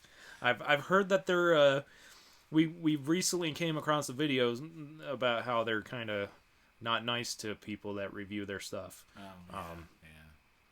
So let people review your stuff. Don't be afraid. Yeah. Well, it seems to me, okay, so the gist of it is that there's 3 major anime sites that get to review their stuff with no consequences at all. That's what I heard too, something along those lines. Yeah. So it's sad. It's a sad world we live in sometimes, but you know what? You want honest reviews, you don't go to sites that are in people's pockets. Yeah, you don't pander. No pandering. Yep. I got a couple of quick things. So that's our top 10 list for anime. Oh, I did 2 reviews of anime this week. Okay. Darling in the Franxx. And Darling in the Franxx, I enjoyed, but man, did it get super heavy sci-fi. Do we need to take a break? No. I'm just I don't know. I don't know. I'm just getting uncomfortable and fidgety. He's aging. Yeah. While we video. Yes, I am. And that's never a pleasant. Like the guy from The Last Crusade after he drank from the cup. Yeah. The wrong cup. You've chosen poorly. So Darling in the Franxx, heavy sci-fi coming of age story. I think my wife really likes this one. It is a good story, but it's definitely trauma drama. Okay. A bit. So, trauma drama. Yeah, tragedy drama. Oh, okay. Yeah, little tragedy drama there. And Rent a Girlfriend, which is a rom-com that kind of wants to be harem-ish. Okay. I didn't like it because I don't tend to like harem animes with very weak protagonists. Okay. If they're too whiny, too incapable, then it kind of loses me after a while. I see. And that had this. Yeah. The main protagonist was a little too wishy-washy for me. But everything else about it was pretty good. Okay. And then we've got a couple of DVDs hitting. So we got Harakana Receives, which is, I would call, Yuri fan service. Mm-hmm. If you want to see girls in bikinis having not quite fulfilled relationships with other girls, this is your Yuri fan service there. And then we've got One Piece, the dub of episode 668 through 693, volume 28, hitting shelves this week. Wow. Yeah, I know. And Robotech, a redone version. This has been out forever, but volume 3 of that. It's been a long time since I've seen any Robotech. And a movie for Fate Grand Order. The Fate series is so convoluted and complicated. But if you're into it, then there's another movie out for you. I did like some of the Fate series that I watched in the past. I do want to mention that I think it's Good Smile Toy Company is coming out with a lot of statues. Oh, God, they do some amazing yes, stuff. They do. Yeah. Yes, they do. Some of those statues look incredible. Yeah. Yes. So that's the anime hitting this week on disc. All right. I don't have any anime to review. When I was making the list, I got sidetracked. I was like, oh, that was good. So I rewatched it. Yeah. Everything on my list, I've pretty much rewatched. Ninja Scroll, Kashan. Yeah. So I watched. I went on a stroll through memory lane, and our Christmas month. Basically, all through October, we watch Halloween movies. All through December, we watch Christmas movies. So yeah, I'm juggling quite a bit, but I mean that's family tradition. I can't. Yeah, you can't stop do it all. Yeah. I mean, there's just so much stuff out there. That's why I've had to basically just slim my comics down to Marvel, which is killing me because there's so much other stuff out there. But you can't do it all. Yeah, you still blew my mind when you talked about Evil Ernie. Yeah, I can't believe that's still a thing. I haven't thought about him since middle school. Oh damn! So when you said that, it just came flooding back to me, and I was like, holy crap! I used to love that. Just so much stuff. Can't keep up with it all. No, you really can't. You really can't. Now my favorite thing that we started this by talking about which X-Men waifus are we most interested in, and so that's what started off our whole what are we going to do for a 10th episode. Did we change it to mutant waifus, or are we doing X-Men waifus? I think anything a mutant would qualify. Okay. Yeah. Yeah. Excuse me. Well, yeah, I'm kind of interested to see where you're going. Yeah, I know who your number one is, though. Yeah, well, yeah, my number one is very obvious. But you probably know who my number one is too. Probably. Yeah. Well, okay, I'm gonna say it. I think his number one is Psylocke. Okay, and his number one's gonna be Magic. Yeah. Yeah. All right, should we get into it? Yeah, let's get into what's not the number ones. Okay. All Should we start all the way up top, or at our least favorite one? Let's do that. Let's start. Do you want to be a top or a bottom? Yeah, no. Let's start. Let's start at the bottom of our list. Let's do our honorable mentions. Oh, okay. Honorable mentions. Who didn't make the list is what you're saying? Yeah. Okay. Who didn't make your list? Okay. Moonstar. Ah, yeah. Moonstar didn't make my list. Polaris didn't make my list, and Siren. Yeah. But they were there. They were there, and I shuffled this list around quite a bit. This is probably the list I took the most time on, to be honest with you. Yeah, because this is the most important list yeah. here. You gotta know who your 5 are. Yeah. My ones that didn't quite make the list were Psylocke, Okay. Firestar, Okay. Rogue, Okay. Mystique, and Jean Grey. All right. They did not quite make the cut. Okay. Mystique, I wanted to put as my number one because she could turn into anybody. Anything. But then I was like, you know what? You gotta kind of go with her natural form, I guess. Yeah. Yeah, I was like, that'd be cheating. Yeah. That'd be cheating. And you'd be very spoiled. Of course, that is the only Fortnite character I play anymore. Is it? Because you can I don't even have to think about what skin to wear anymore. Yeah, you just take everybody else's skin. It was a great skin. That's a great thing for that game. If you want one skin to buy Mystique, and then you can do her taunt that comes with the skin, and then you take anybody else's skin that you kill. Yeah. Easy enough. Yeah. All right, so going back into your list, who was somebody on your top 5? Okay, and I'm going to start from the bottom. Okay. Shard. Okay. Bishop's sister. Yeah, okay. And I sorry, hadn't thought about that. Sorry, Kate Bishop, you're still third place in Bishop. Yeah, I think Lucas Bishop is better Bishop than you, and I think Shard is a better Bishop than you as well. You got to take the lumps where you get them. You do. I didn't even think about her. Yeah. I don't. There's a little trading card that I had of her, and I just thought the artwork was awesome. So yeah. She's been in my waifu stable for quite a while. Yeah. Yep. For me, my 5th one out was Selene, the Black Queen from the Hellfire Club. Yeah. Yeah. Oh no! I was thinking Mrs. Sinister. Oh no. Okay. Let's see. Here's. Which I didn't even know was a thing. Oh, it doesn't have her on the cover of this one. Anyway, we'll put up a good picture. Yeah. Yeah, definitely. My number 4 was Sarah Rushman. Sarah Rushman? Who's that? Marrow.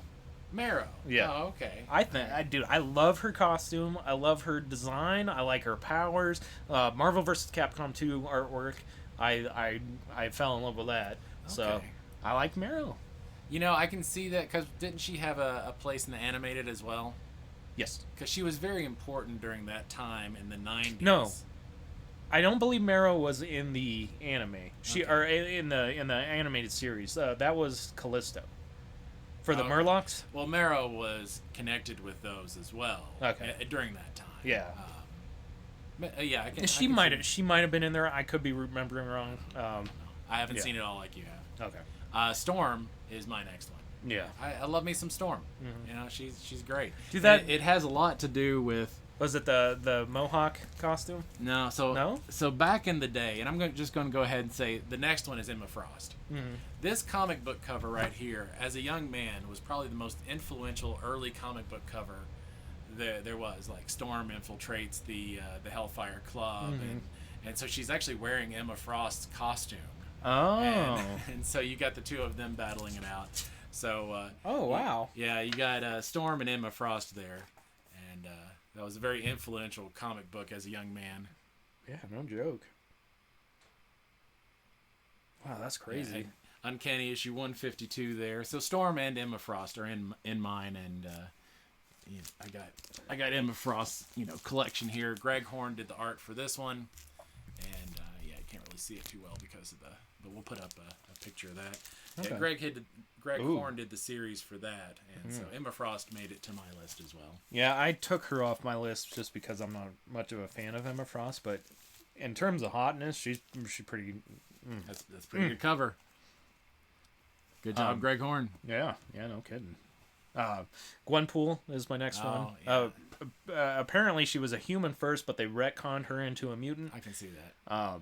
And the reason I added her is because I don't you know what? I don't even know why. I just it's Deadpool related. I'm more of a fan of Deadpool stuff. I did some reading about Gwenpool. I've literally never read any of the comics or anything like that, but I am very excited for that series that's coming out where she, Wolverine, Gwenner-Man, Iron Man. I don't know how to compare that, but So it's good stuff.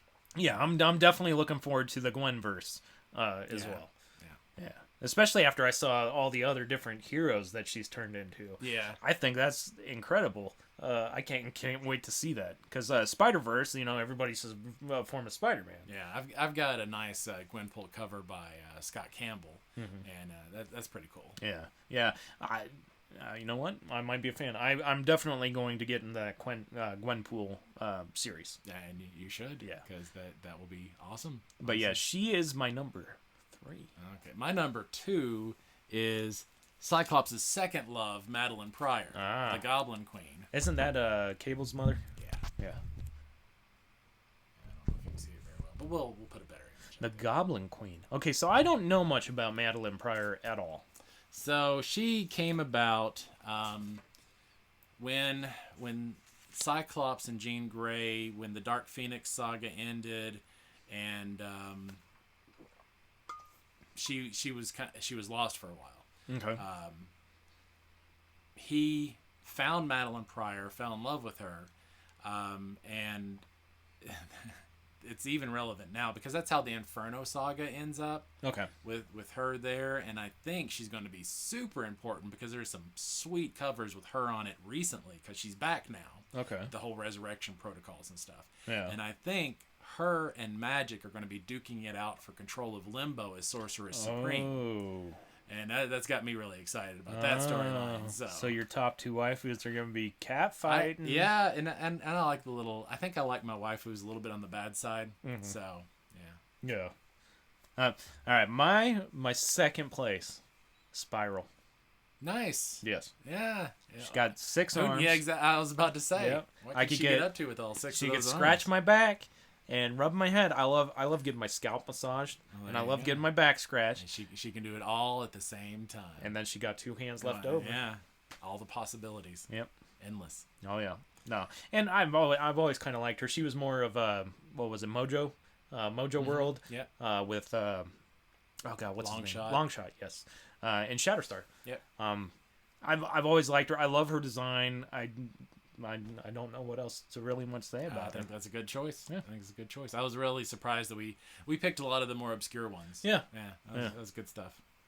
And then your number 1 is, of course, Magic. Yeah. Yeah, Magic. I can't say enough about why I love her, and it's a lot because the reason I like the Hulk is because the whole tortured soul aspect of the character. They're not good, they're not bad, they're trying to live with the scars that they have. And Magic started out that way, being raised in limbo, and her soul being taken away, and all that stuff. And that really appeals to me. Okay. So let me tell you what I know about Magic. You tell me if I'm thinking of the right character. Okay. So Magic is Ileana Rasputin. Yep. And her brother is Colossus. Yep. Pietro. Yep. Or is it Pieter? Well, Peter. The American version is Peter. Okay. Pietro is the Russian. Okay. Yeah. So And I believe that she had the legacy virus. Yes. Okay. That's all I know about Magic. Yeah, so... when I got out of comic books when I was little. Limbo happened. She dies in Inferno, kind of, in the sense that her adult version dies. She's a kid again. Yeah. The same age that she went into Limbo as in the original X-Men. And then she catches the legacy virus, dies again, gets brought back like a decade or so later, maybe even longer than that. Yeah. With some, hijinks involving Limbo and her soul, and Pixie's involved in that, which she almost made the list. I like her character. Yeah. And so, but now she's one of the better known X-Men. I mean, she's in the majority of the big storylines. Yeah. Yeah, definitely. Yeah, she's incredibly powerful and just a hell of a lot more work done with her. I saw a tease. Yeah. Oh my god, it's a 1 in 50 and a 1 in 100 version of the New Mutants number 50. It's done by Art Germ, and he did a tease, which is Magic in Doctor Strange's regalia. Really? Yeah. Dude, that's kind of cool. And it was only a tease, so it was a little clip, but I instantly knew what it was. I mean, I was like, yeah, that's got to be her in Doctor Strange's outfit. So if Madeline Pryor takes over the Sorcerer Supreme in Limbo, does that mean Magic would take over since Doctor Strange is dying in the comic books? Possibly. Okay. Yeah, that's a possible outcome of it all. Yeah. I'd like to see them two fight, though. Yeah, I know. Oh, yeah. It's Oh, gonna yeah. My number one, of course. Are you ready? Betsy Braddock. be good. Yeah. Yep. Psylocke. So that version of her and not Quanon? Okay. Nope. Right. It's always been Betsy Braddock. I was gonna ask you about that. I was curious. And I'll tell you why. An English accent. Oh, yeah. Okay. Yeah. When I was 13, I was lucky enough to date a girl with an English accent. I was way too young for a relationship, so I ignored her for video games, and I lost her. And that's the only English accent girlfriend I've ever had. Man. Yeah, I was too young to appreciate what I had. The follies of youth, everybody. The Yes. follies of youth. Yeah. But no, she's the sister of Captain Britain. Yeah. I really don't have much else to go on. I mean, I love that she's an assassin-ish type deal. I love her, her purple mental blade that she can wield. She's telepath. Or is it telepath or telekinesis? What is Telepath. she? Okay. Yeah, I love everything about her. I love the costume design. It's I mean, Yeah. I'm It's good stuff. yeah. I mean, I was Yeah, a now- perverted and now 13-year-old boy she's- at the time. She was in the body of the female assassin Quanon, and now they're separate. So now there's a body and mind for each of them. Yeah. And so it's a little different. Psylocke is technically Quanon now. Yeah. And she's Captain Britain. Yeah. Comics. I know. I'm so far behind. But yeah, it was definitely Betsy Braddock for me. I'll have to see some pictures or something of her in Captain America or Captain Britain outfit. I may have something real easy. Oh, look at what you brought down here. Oh yeah, the Emma Frost. I was gonna show that for part of the toys. Oh, that's a cool. Here you go. So there we go. We got her. Oh yeah, I've seen that. I have that comic. Oh my god, I'm sorry. That's the Excalibur run right there. Yeah, I didn't mean to make you bring it out. Oh. But yeah. And Annie used to play around with my comics. It's a good thing. I mean, she's gorgeous. I love her. I love Betsy. Yep. Top 10 waifus or top right. 5. Intermission? Yeah, we can take an intermission. We'll just Now we're good. We're good to go again. After our intermission, just Thanos snapped somebody into existence. This is Dylan. What's up? Yeah, our good buddy Dylan. He's decided to join us for Ogre. Yeah. And not so old guy geekly review now, but he's over 30. You're over 30, right? Yeah, I'm still a geeky guy. Yeah. So it's just old geekly review. Yeah. This is our young our young street cred right here. I wouldn't say I'm young. I'm not young. Yeah. So we just got Dylan magically appeared on our video here, and so we just got done talking about our X-Men waifus. Mm-hmm. Had a lot of good time with that. And are we up to toys now? What's our next category? Video games. Do you have any comic news? No, I do not. I just Okay, wanted I to don't do the either. wire. All right, should we get into the video games? Let's do it. Video All right, games. Let's do it. You got a top 5 list of video games you want to? Yeah, you can pitch in. Yeah. Yeah, you got to Top think. 5 for what that I'm looking forward to, or that I've All that you time. played. This is our 10th episode, so we're doing a top 10 list of our favorites for different categories. Yeah. I mean, I think no question about it.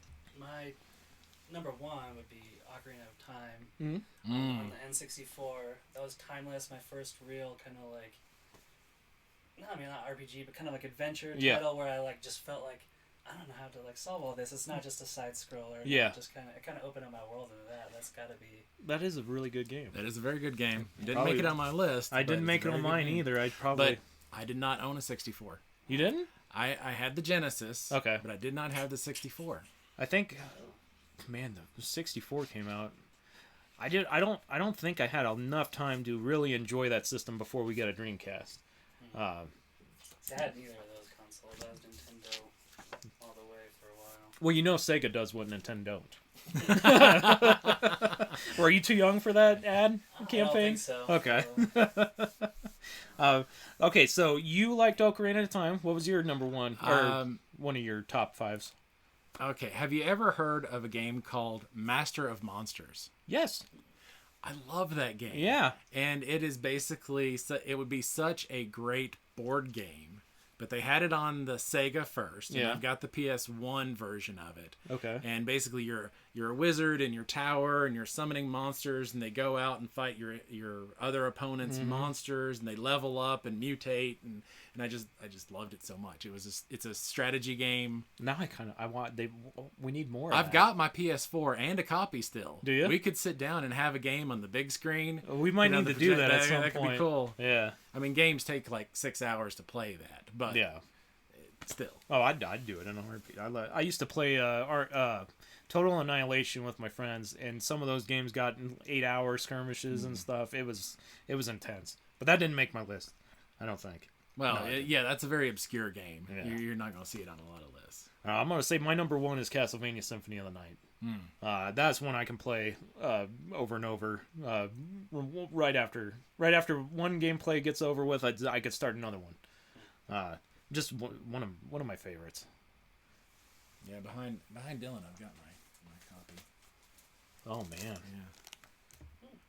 Yeah. Do you have something to play that on? Yeah, I've still got my original PS3 or PS1? PS1. Really? Yeah. And it still works. Yeah. Dang. I got a PS3 that plays all my backwards compatible games. So. Back in the day, the Yeah. old Master of Monsters. It was originally on the Sega, and this Okay. is, they put it on PlayStation. See, I think I played it on the Sega. I don't think I played it on the PlayStation. And I did at one point have the original cartridge, I think, for the Sega. And I think I may have sold that. But anyway. No, what's your? Yeah, give us a number on your list there. What's another video game that really impacted you? Well, N64 was my first real console that like I had to myself, where I didn't have to like fight my brothers, and I wasn't player 2. Yeah. Right. Oh So- yeah. Okay. So like that Yeah. was kind of Player like, 2 syndrome. So like that Yeah. was definitely kind of really got to me. So like, and my only, I had for the longest time I only had Ocarina of Time, Mario Kart 64, and classic. 007. Oh, Oh, yeah, Goldeneye. GoldenEye. That's the trifecta So, for like, the 64 so, right like, there. Really, like all 3 of those like have a deep spot in my heart. Oh Yeah. And probably just to go like along with that, like Super Smash Brothers, because that Oh, yeah. opened up a whole kind of different genre of kind of game there that seemed like really nice. But then, once I moved on from there, like Grand Theft Auto really took a hold of me.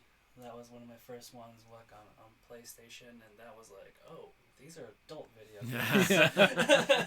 What's this? Yeah, and my parents didn't really understand that concept, so I was like, oh, don't worry about that rating thing. And we watch horror movies all the time. What could be the difference? Yeah. And so, so like that's right up there as well. Yeah, dude, those are all pretty good games. Very nice. I'm going to mention Xenosaga. Okay. It's a PlayStation 2 role-playing trilogy, and it was just, I don't know, I love Final Fantasy VII. Yeah. And that has a place on my list too. Yeah. But Xenosaga, I think because because it had a little more. I guess it had a little more waifu in it. You had your kind of pretty protagonist android and other character, and it was a little sexier than Final Fantasy, so I think I gravitated towards it a little bit. But yeah, the Xenosaga, very, very cool role-playing series from the back in the day PlayStation 2. I'm familiar with that one. My next one is Jet Grind Radio. It was cell shaded. You roll around on rollerblades. You got to avoid the cops. You can make your own custom sprays. You go around, you tag with graffiti, and just one of the funnest games. Great soundtrack. You grind all over the city. I mean, it's freaking amazing. That was one of the funnest games that I've ever played. Recently, got a copy of it and let my daughter play it, and she loves it. So it's great all around. The multiplayer in Jet Set Radio Future was really fun. Head-to-head type of stuff. So, yeah, just a lot of memorable stuff about that game for me. Jet Set Radio. You got anything else to add? I know you kind of... I was big into, like, Tony Hawk yes. series, right? Oh, yeah. Really, so, like, Tony Hawk Underground, that really, like, changed it. Like... from not being just level and having like a story mode, and like still to this day when they came out with the remaster of 1 and 2. I was just gonna ask you. Yeah, like I picked up that game and it just started flowing through me. Yeah. You know, it felt like Thor, like grabbing the hammer, like I'm still worthy, right? I was like, I got a 100-point combo right there. Yes. And it was just some of the most like elation that I've felt in a long time, and that just brought back a lot of that's a great feeling. It is. A lot of nostalgia and great times. Yeah, just when a game defies the fact that it doesn't need to get fancy graphics, it doesn't need to, and you can go back to it and still have those feelings. That's a great game. That's the mark of a great game. Yes, it is. Absolutely. Yeah, one that I want to mention that I know you tried after I played it was Nier Automata. Oh my goodness. Oh my gosh. So many good things about it. Dude, okay, so I'm about to start my second playthrough in this game because I had such a good time. Now I know how all the chips work and stuff like that. All the, what are they? Were those called chips that you put in? Yeah. Oh, okay. Yeah. So yeah, I know how that stuff works now. What a fantastic game! You got to get at least what was it, 5 or 7 of the good endings. Oh, I think there's 26 in total endings, and I think to get like the carry on, I think it's 5. Okay, yeah, definitely, just awesome how they did all that stuff. And this is the only game I have ever seen that does multiple endings well. Yes, yeah, I 100% agree. Yeah. Oh, excuse me. Yeah, because a lot of times when you get a game, you just have to replay the story, maybe on a slightly harder or easier mode. Yeah. This, no. No, you get different perspectives, different storylines. It's a different story. Yeah. And more depth into the story. You know, it becomes something bigger than what it was the first time. Yeah. I gotta tell you, the remake of that other game, the other Nier game that just came out. Replicant? Yes. I was not a fan of that. I'm not as much of a fan. Yeah. After playing, Automata is by far the gold standard. Yeah. And Replicant was decent. Yeah. What generation did that come out? PS4. PS4. Yeah, Is that I PlayStation exclusive? Or is that I think it may be. I don't know now. A lot of times they do bring it out. I want to say it's on PC, but I think it is. Yeah, don't hold me to that. But yeah, I mean, there's so many things to love about this game. Yeah, and it is just so great. The music in there. I have another Spotify playlist for the music in there. If you are a fan of video game music, this is probably one of the best soundtracks I've ever heard.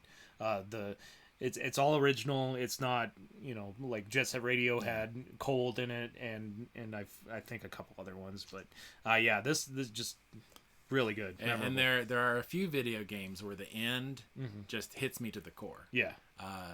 BioShock Infinite was one of those. This is another one that I'm like, oh my god, I can't believe I just played that. Yeah. And what they did at the ending. Yeah. Oh my gosh. Yeah, we gotta be good and hold our spoilers. Yeah, because this is one of those games you cannot spoil for somebody. Yeah. Because we gotta get Dylan to play it. Yeah.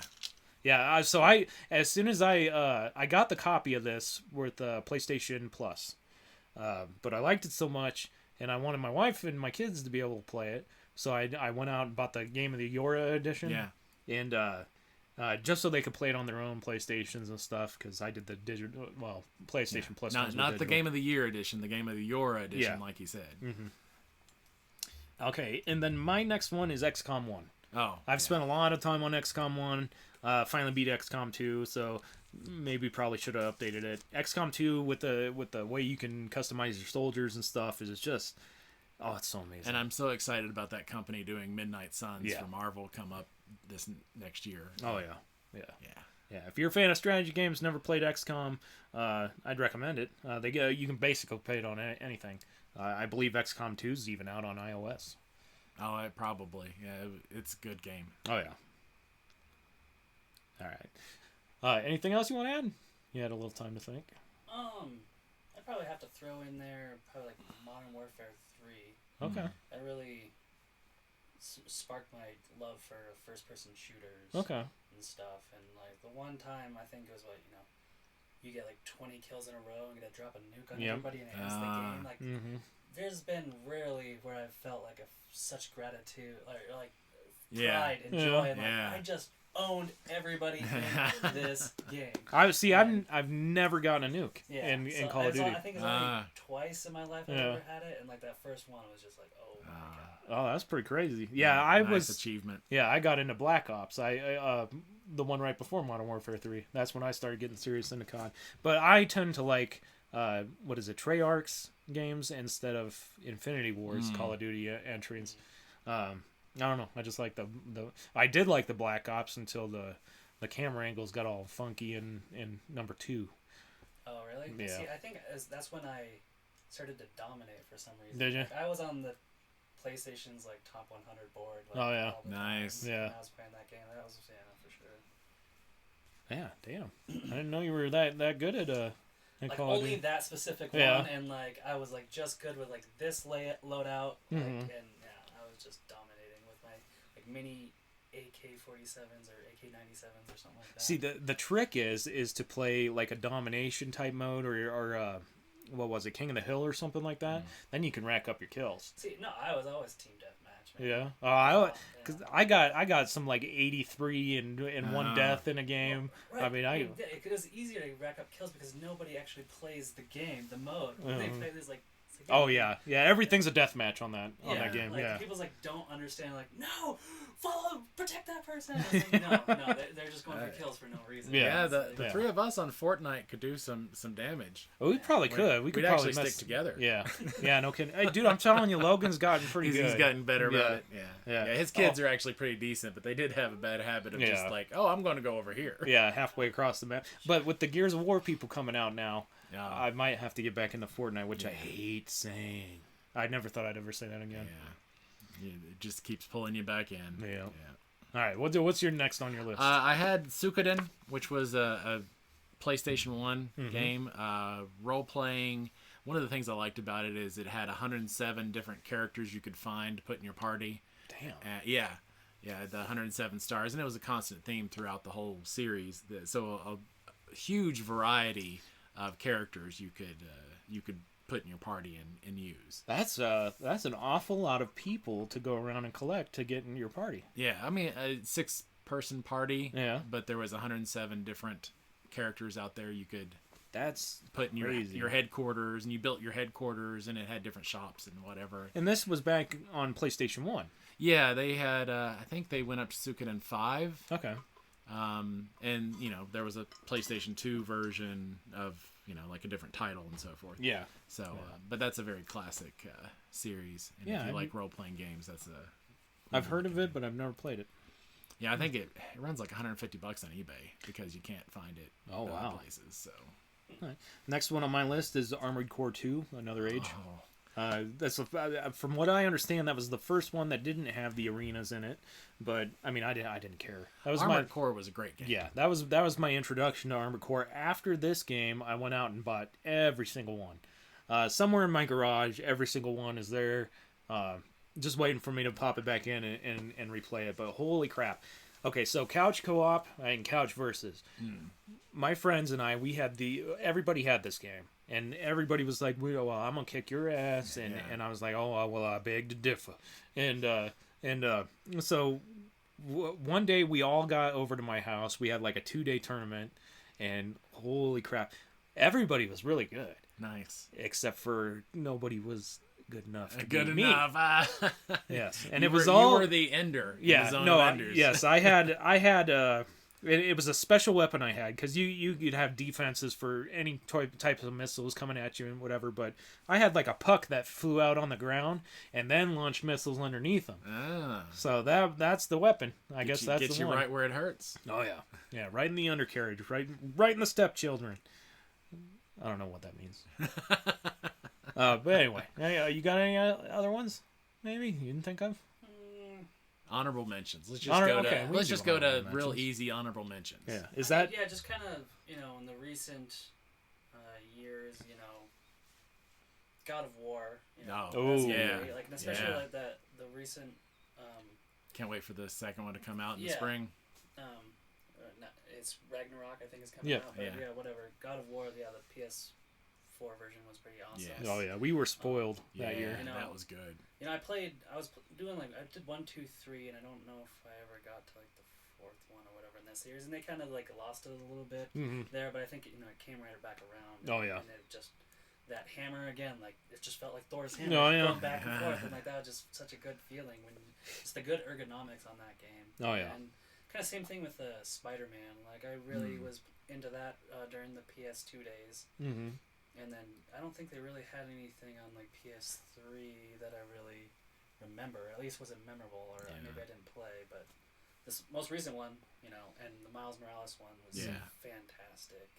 The story was great. The graphics were amazing. The feel was just the top feel. notch. I still need to just play flying it. through the city. That was one of the few games that I was like, I am not going to fast travel because No, whipping is so fun. Yeah. Why? Like it was kind of fun to see him like on the train during like the cutscenes, but then you see like 3 cutscenes and you're like, I'm done. I want to whip through the city. Screw fast travel. Yeah, that the first Spider-Man game by Insomniac. Holy crap! I've never it just felt good swinging through the city. It was one of the first games where it just felt like it was perfect. It nailed it exactly. And like you were talking about, or was it me that brought it up? When he if you were to web sling while he's having a conversation on the phone, it sounds labored. But if you restart it and just stay on the street and he's having the same conversation, it sounds normal. Yeah. So they really did a great job with this game. The dialogue and the audio just incredible too. If Miles Morales is anything like that, then I'm sure I'm in for a great time. Yeah. It's a little shorter. It didn't feel like such a complete game. Yeah. But maybe it's just because the original Spider-Man, the one that came before, it was just huge. Yeah. Like, I was like, how much more is this? And there was like 3 DLCs or something too, and so it was just so much. Yeah, more. definitely smaller, but still just as good. So just as good. Yeah. I'd say. Okay. For my last one on my list, Dragon Ball FighterZ. Oh, okay. That just the most fast-paced fighting game I've ever played, and it's great. My family loves it. There was a lot of different Dragon Ball fighting games, right? Like, I guess which one is this? And This one is called FighterZ, and it's just got it's the one that is this after like Budokai and all those things and stuff? Okay, I kind of remember playing those back in the day. Yeah, Budokai was good. Budokai was really good, but this one is more of a traditional, because it wasn't Budokai where you had or where your character's back was kind of to you and then you would kind of look towards the screen. Yeah. Okay, so this one's more of a side-by-side, like a more traditional fighting game. And it's made by... Do you like Guilty Gear? Have you ever seen Guilty Gear? Okay, just like cell-shaded graphics, really nice-looking sprites. The most recent one is up for Game of the Year. Is it? On a lot of lists. Strife. Yeah. Yeah, I mean, just beautiful artwork with these games. But man, does it play well. They got a lot of support during the 4 years that it's been out. The only thing that I hate about it is playing online. It's like a delay-based netcode, and it just sucks for matches online. So I'm lucky I got a family that loves the game. My honorable mention is Diablo. Mm-hmm. It doesn't matter which version. Just the whole series. It's been ages. What is it? We're working on almost 10 years now since the last one. Ugh. I got a couple honorable mentions. Initial D arcade stage. I love that racing game. The Euro beat, just pounding in my ears, is awesome. It's based on the anime. really Yeah. cool. And then Shadow of Mordor. That whole Nemesis system, I loved it. That's unique. Until the second game. The second game ruined it. Well, you can get into some scenarios where it's just unbeatable. Yeah. And Oh my god. That's what happened to my daughter. Okay, so I let my daughter play the first one when she was like 8. And she came downstairs bawling. She was like, I've made this orc so damn powerful, Yeah. I can't beat him no more. Uh-huh. And holy crap. It was like, I told her, I was like, you know what? There's got to be a way to beat him. No way. It was like getting one-shotted. The dude just was constantly jumping off cliffs on her and stuff. And you can actually ruin the game Yeah. for yourself. yeah, on I that told her, one. I was like, Yeah. I'm sorry, baby. You need to start over. But it's a unique yeah. system. And I think she was about halfway through the game when that shit happened to her. Ah. So it feels bad, but also it was That's adorable. one of those games like XCOM where if you screw up, Yes. you have to start over. Yeah. Yeah. XCOM is really bad about punishing you that way. Yeah. But okay, so in Shadow of Mordor 2, and I don't know if I told you this, I got I got the higher up version of it where it comes with the pack that you can get. You get a free microtransaction where you can get a epic or legendary orc that you can add to your army. I leveled this orc up. He's been with me the whole time, just super powerful and everything like that. And all of a sudden, on the battlefield or something, he's like, I don't want to work for you no more. And just destroys me. I'm my own man. And I was like, this is a microtransaction. This should not be the case. So anytime I spend money on this freaking game and I get a massive, awesome orc, it could just turn around and backstab me. Yep. And I was like, so no money. I'm not throwing any money. That's not going to give you any money to No. get beat. no, to make the game harder. Okay, maybe for people that like a challenge, but not. Oh my god. Yeah. No way. But yeah, the Nemesis system was both really awesome when I first encountered it, but my last encounter with it was terrible. We'll leave it at that. But that's the video game list. Yeah, we only got one more. Yeah. Do we have any video game news? I tell you, I looked, and right now we are in pretty much a big hollow space until things start hitting in February. Okay, I've got a few things for video game news. Okay, so here we go. We got Sony is coming out with its own version of Game Pass. Yeah. Okay, some tiers will include PSP, PS1, PS2, PS3 games, which is good because now that PS5's out, that's covers all the backwards compatibility. Yeah. So I'm kind of looking forward to that. For somebody who has a backlog of stuff that they haven't played, it'll probably be a good deal. Yes. For me, I'm like, Sony's not going to put out the games because I've been caught up. I spent years getting my backlog done. I'm to the point where a game comes out, I want it, I play it, and so I don't have a backlog anymore. Yeah. For me, Game Pass on Xbox, they release a lot of those day one, but I don't know that Sony's going to do that. And if they don't do that, it's not going to be for me. Well, but for somebody with a big backlog, they could have a lot of options. Well, and I've never used to have anything bad to say about Sony until this month as a PSN subscriber or PS Plus subscriber. They announced the PS5 game that we're getting. It's Godfall Challenger Edition. Okay. That means you're already leveled up, and it's just endgame shit. So you don't get to play any of the campaign or level up at all. It's not even a complete game that we're getting this month. Oh, jeez. Yeah, so that's disappointing. Yeah, that kind of chaps my ass. I heard that it was going to be Godfall, but I didn't hear that it was going to be that edition. Yeah. And I was actually kind of thinking, I'd like to actually see what the story had. Yeah. Okay. Yeah. So now we'll just get dropped there, and basically everybody described it as the end game. You're already leveled up. All you got to do is get the equipment.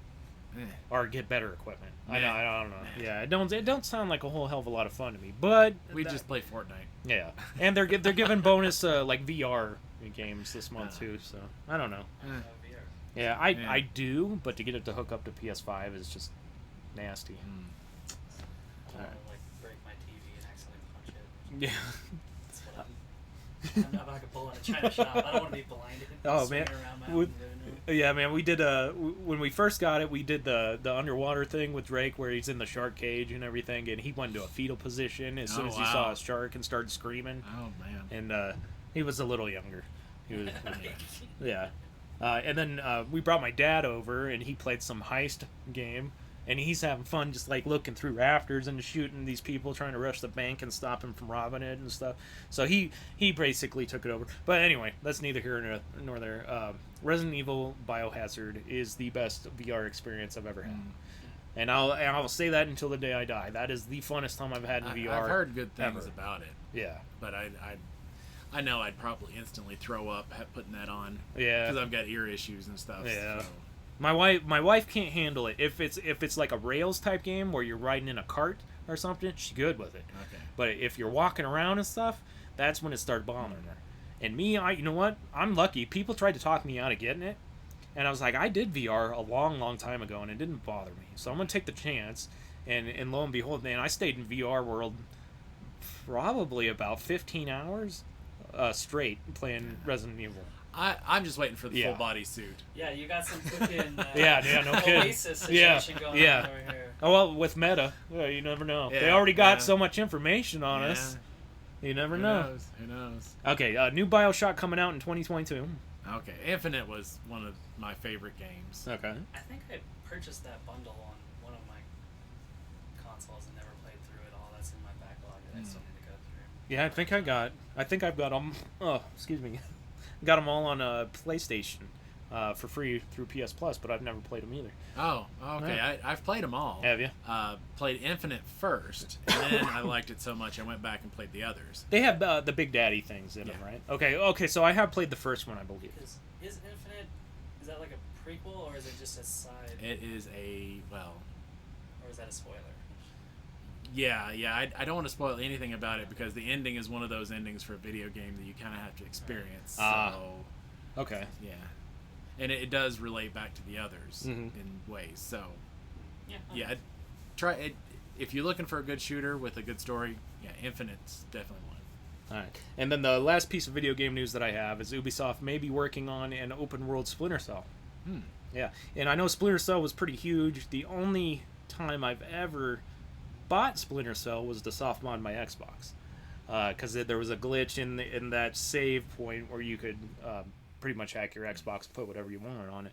I actually never played the game, but I probably should have. Yeah. But Well, hey, we got a slow time until like February, and then it's just we're gonna get games out the wazoo in February. So yeah, that'll be a good time. This is the time to catch up on your backlogs. yeah, definitely. All right, I think that is all I got for video games. Let me go through this and delete it all. So Dylan, we decided in toys we're going to talk about some of our favorite items that we have, some little geeky stuff that we got.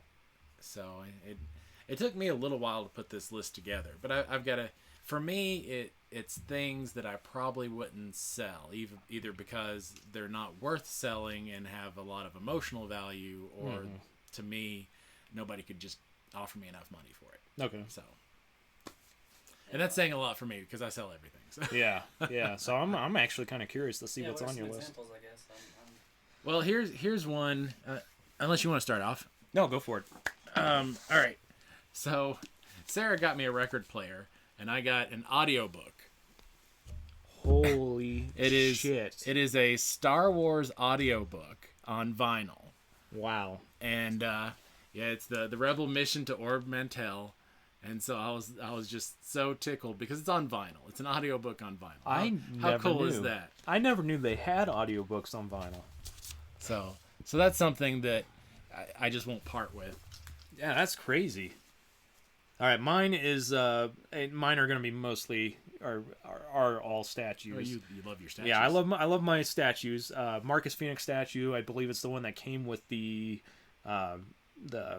most expensive edition of Gears of War 3, which I didn't buy, so I ended up paying for the statue individually, and I'm really glad I did. It's my wife's favorite statue. It's on our mantle. It's front and center. It's a beautiful looking statue, and we bonded over the Gears of War franchise. It's a good series. I like it a lot. Yeah, so like whenever there's a new one that comes out, the wife and I play it first. But with Gears of War 5, it was 3 players. Somebody controlled Jack. So we got to play with my daughter, and it was just fun all around. That's a good experience to share. Yeah, I'll never get rid of that statue. That's a great statue. Well, what about you, Dylan? Do you have a toy, something that... So I'm trying to think of, and most of the things that I just haven't been able to let go from childhood are mostly just my consoles, my like original consoles. Yeah. I still have my Super Nintendo, my 64, my PS2. That's What about that shiny dice you bought for Magic? That blinds people. That's new. That's I don't know. I like his little dragon. Yeah, holds that the one. die. That I is like- kind of I cool. like that. I do like that one too. It reminds me of the Dwarven Forge things that they're the pedestals that you can Yes. display your dice Yeah. on. Yeah, that's pretty cool. Yeah, so speaking of Dungeons and Dragons, and Dylan's in our D&D group, and I hope everybody's having a lot of fun with that. Oh, yeah. And speaking of that, hitting Amazon probably a week from now, you should see pop up the new module that we've been playing on Amazon, Lair of the Spider King. So check out 5e easy dungeons that don't drag on, Lair of the Spider King. And that's all original work by you. Yes. Yes. Yeah, that's important to note. Try it. But in that vein, probably my most precious item Oh, is this is cool. the first edition Dungeons and Dragons guide, written by Gary Gygax, owned by Gary Gygax, and I got it when he passed away. Yeah. He had an estate sale. His wife isn't really into the whole Dungeons and Dragons thing, so she sold all of his stuff, and so I managed to pick up his Dungeon Master's Guide, one of them. Well, you gotta prove it. Oh yeah, certificate of authenticity, babies. Uh-huh.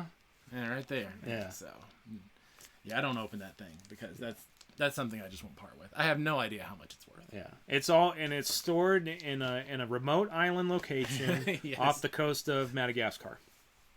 Yes. Don't tell them where it's at. Oh shit! I mean Chile. Yeah. Argentina. Yeah, Argentina is what I It's meant. got a long coast. Yeah. There we go. Chile does too. Yeah. Whatever. All right, my next one is going to be my Master Chief statue. So I'm not so much of a fan of Halo. I do enjoy the games and stuff like that, but the nostalgia comes in because it's the last visit I had to Toys R Us. Giant statue. I'd say this thing's about 3 feet tall. I got it for $20. Oh my god. Yeah. Yeah, they were That's going a out of find. business. I knew it was going to be the last time I ever stepped foot in a Toys R Us. Hopefully not. I'm still hopeful that they'll bring it back somehow. But yeah, just last trip, great time, really good. A good size action figure. I mean, it's really Yeah, cool that's looking. amazing. Yeah. Toys R Us. I think they're coming back and are going to be in Macy's. I think Really? Macy's is going to have a Toys R Us section now. Wow, we actually have a Macy's here, Yeah. So and they could get rid of some of their. oh hell, they can Yeah. get rid of stuff. Yeah. Oh yeah. There's like no reason to go to that end of the mall. No, in fact, our Macy's is kind of like just another Kohl's here. Yeah. Is what I've Yeah. noticed. Yeah. But yeah, if Toys R Us ever comes back, dude, I'm gonna be so damn happy. Yeah, I'll probably try to get a job there. There you go. I just that was my childhood, just begging to go to Toys R Us all the time, knowing I'm not gonna get anything, but No. just to be able to look around. Good stuff. All right, what do we got next on the list? You got anything else to add? I guess probably the only thing would be like my collection of Pokemon cards. Oh, yeah. Yeah, I had a decent collection of that. Oh, you have a I- very good collection. I Yeah. brought that over, and JD and we kind of looked through that, and he showed me a bit about card collecting and selling and what goes into that. And so, That is also located in Madagascar. yeah. Yes. So I need to still go through and get those. What did you graded or what did you? Oh yeah. Yeah, once you get them graded, especially the rare ones. Yeah. Yeah. So I need to get that graded and maybe sell those. I was always I was always just like everybody was talking about baseball cards when Yeah. you were a kid or when I was a kid, and so I was like Pokemon cards came around and it was such a huge craze, and I was like, it's probably going to be worth something someday. So that was the only thing I've ever really kept a hold of, and it looked like it was going to pay dividends at some point. But so I was kind of happy about that, and my nieces and nephews are getting into Pokemon cards now. And Isn't that crazy? I mean, there are definitely no Pokemon that I recognize. Yeah. You don't ever see the original 151. That's Yeah. all I ever knew was the original 151. So Yeah, all this- Magic is definitely like at the top, and then Pokemon's like right below it as far as collectible trading card games. Yeah. What about I don't think Yu-Gi-Oh? it's going anywhere. It's third. Yu-Gi-Oh's third. Yu-Gi-Oh's third. All right, Yu-Gi-Oh can be third. I did hate to say it, but Yu-Gi-Oh's third. I don't know. mean, That's still everybody knows what Pikachu is. I don't know if anybody can name more. Dark Magician. Yes, no. Everybody knows Dark Magician girl. Come on. Come on. You're living Exodia. in alternate Exodia. reality. Exodia. Yugi. It's like RC Cola versus Coca-Cola. Yeah. Blue Eyes White Dragon. Nobody knows Blue Eyes White Dragon. Come on. And RC Cola was the shit. Okay.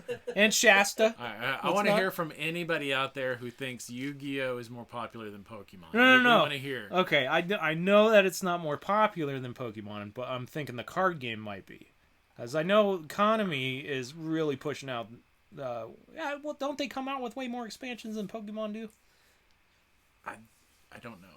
I don't know. I've never met anybody in real life who knew how to play Pokemon. They just had the cards and would like.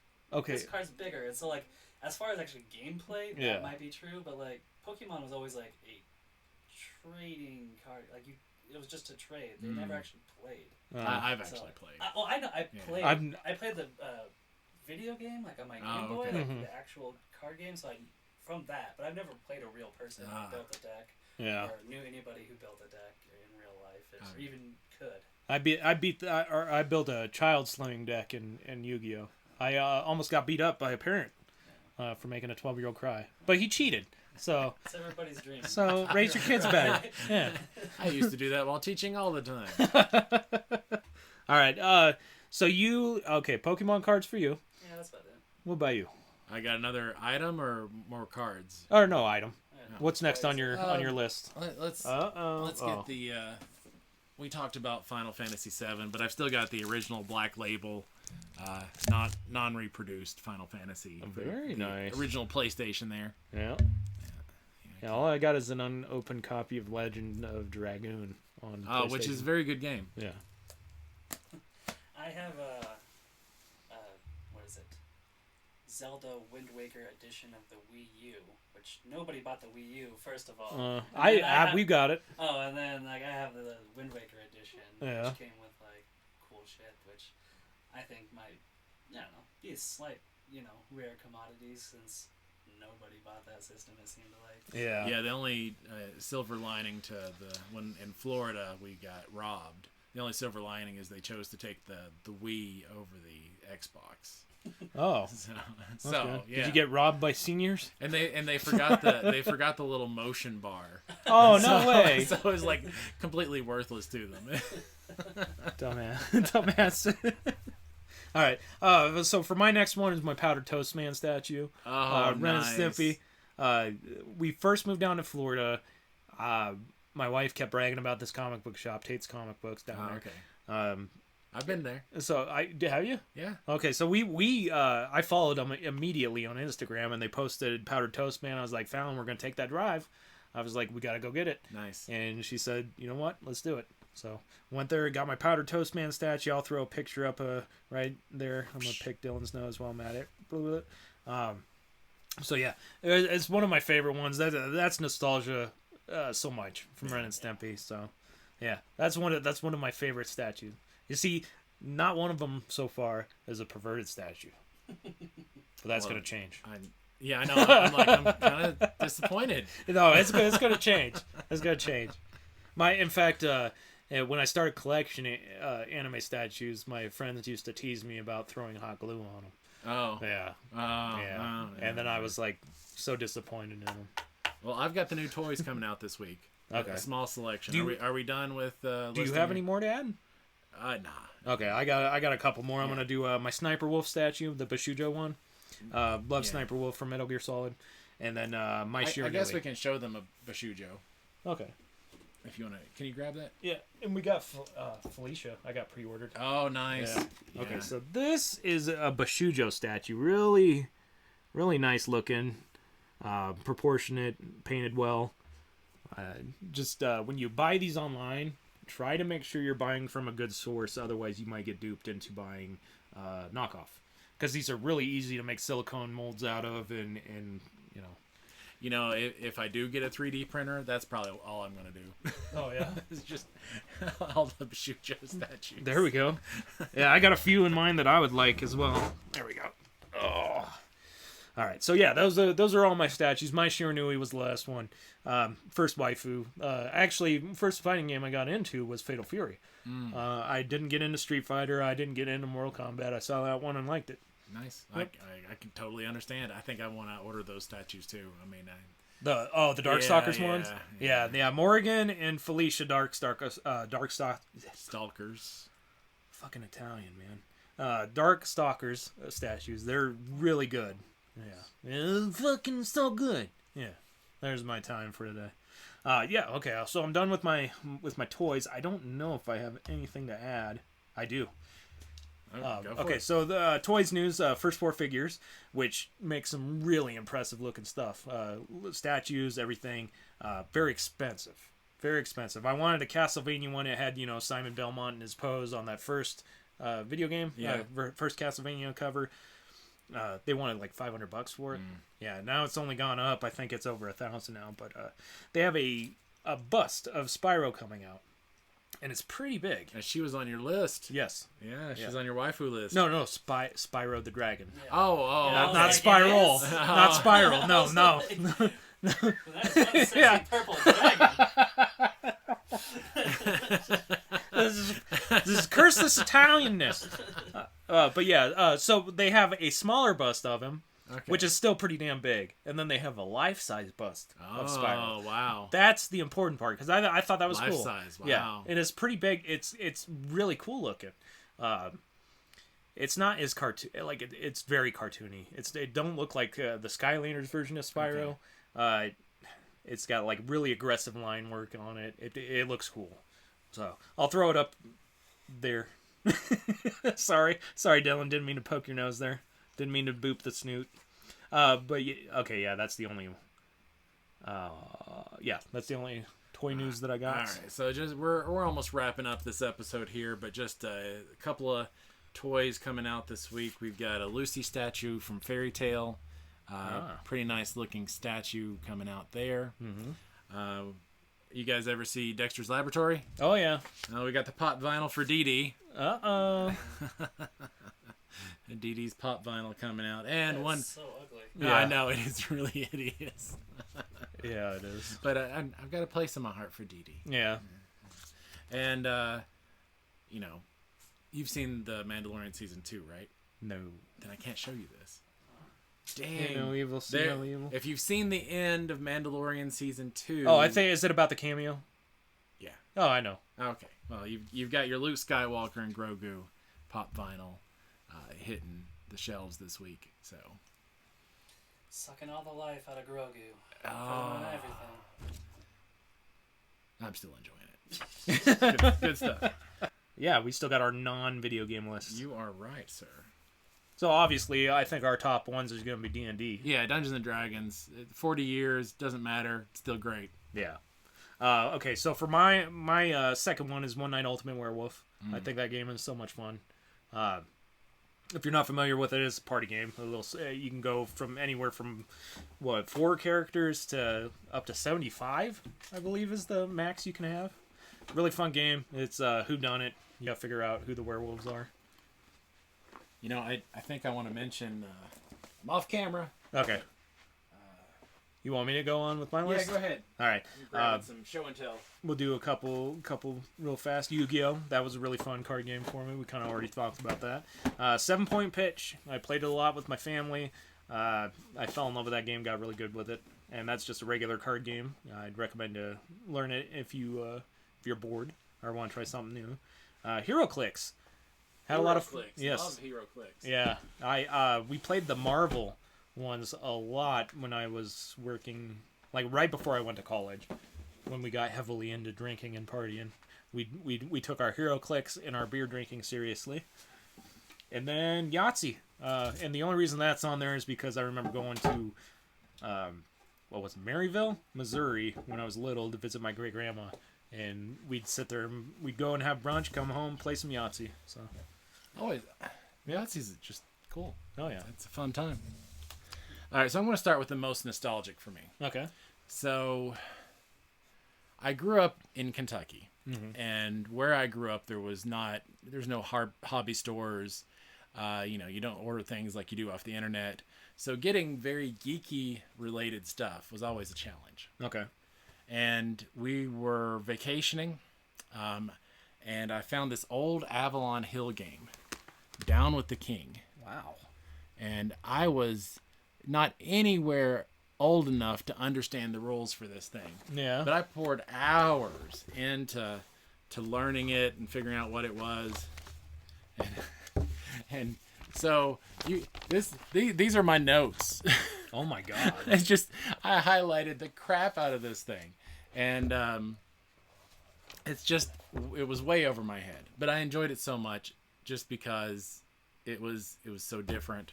Just the love of complex board games. Did you ever learn to play it? Oh yeah, You did? Yeah, I Yeah. learned to play it. I've played it a couple of times. Yeah. And it's a good game. But here I was like 10 years old trying to learn this A thing. fantasy political game. Yeah, Yeah. yeah. Just perfect for your average 10-year-old. Yeah. See, that's one where I would have read some of the rules and then I'd be like, okay, well maybe I'll just do this instead and make up my own rules for it too. I spent so much time trying to understand it, and it was just the whole.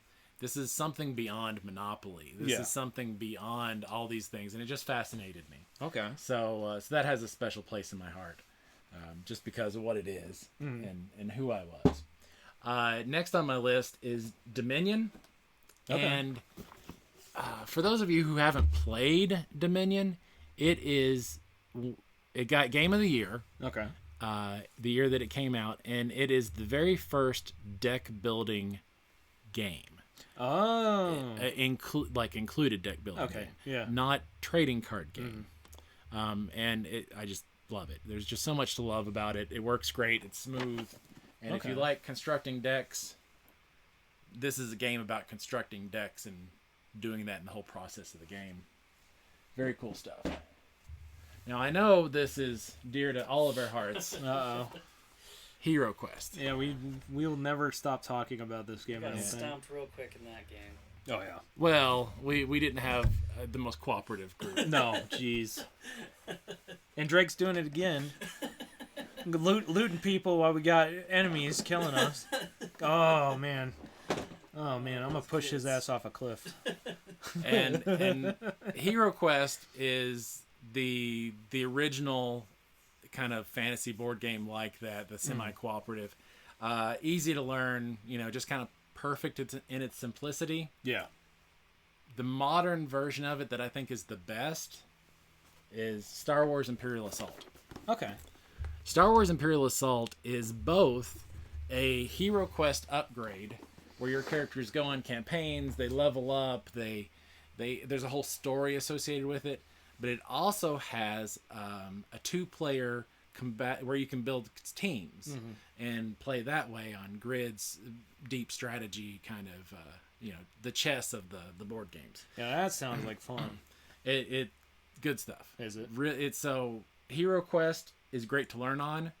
Imperial Assault is kind of like the perfection of that. So yeah. Okay. A lot more That might stuff be that you next. can buy and trade, and level up is very different for the different characters, and the stories are really good. The campaign's really good. Might be next on my list of games to get.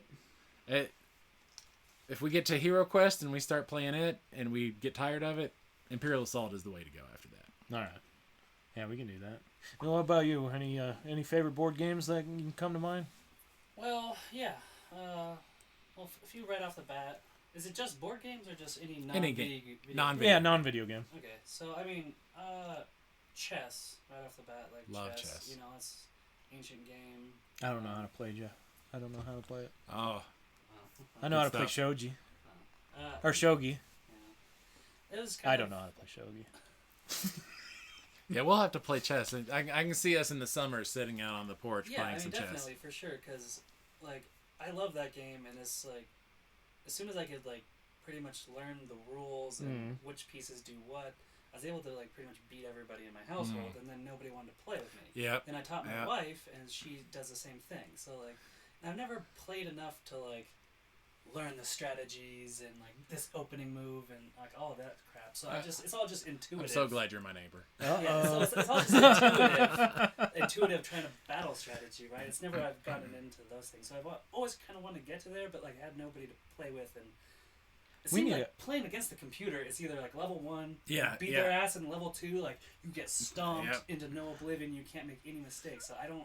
Yeah, there was never a really way for me to. I'm looking forward to playing chess with you. I feel like we could hype this up, and then right before the match, we could do a weigh-in, and then a pay-per-view. This could be our first pay-per-view video, folks. Yeah, we're gonna have to hype this up. Ogre goes to pay-per-view right there. Yeah. Chess tournament. Patreon or OnlyFans. Yeah. Have you seen Queen's Gambit? Oh yeah. Yeah. That was based on him. If you love got my drinking problem. If you love chess, that's a good one. Yeah, so we'll definitely have to play. Oh, excuse me. We'll definitely have to play. Yeah, as far as like board games, like recent ones like Ticket to Ride really showed up there right off the bat. I love that. It was easy to learn, fun to play. And then like pretty much after that, it's like I got a lot into like just playing card games. Okay. Like, Rummy was a big one. Oh yeah. House, cribbage. Yeah, so for me with card games, it was always the trick-based ones: hearts, spades, bridge. Oh, Stan never played those. I think I played hearts on the computer. Yeah, we did spades a lot. Yeah. Probably one of my fondest ones was Risk. Really got into that one. Just pretty much just hunkering down with a few of my buddies, and we just had snacks and Mountain Dew and played it until like the middle of the night because that's like a long campaign, right? It's like, oh god. I never did. I could never find people to play Risk with. Really? Yeah. No, that's something we should do. We should definitely do that. Yeah, because that's a long one. Like it always seemed to drag on to at least like 3 or 4 hours whenever we were playing, and my friends were always just huge assholes. Like even if it didn't make sense, just to fuck with me, they would do. Like, they gang up on you and stuff. Always, and it was fun. Oh, they knew who they had to take down. Yeah, they knew. Yeah. They knew. So that one was always fun. But things like Monopoly and things like that, like my family always cheated at. Yep. So I hated playing those games. Yeah, Dylan, my wife you're a loves good Monopoly, but I don't want to ever play Monopoly because of what my uncle used to do. Yeah.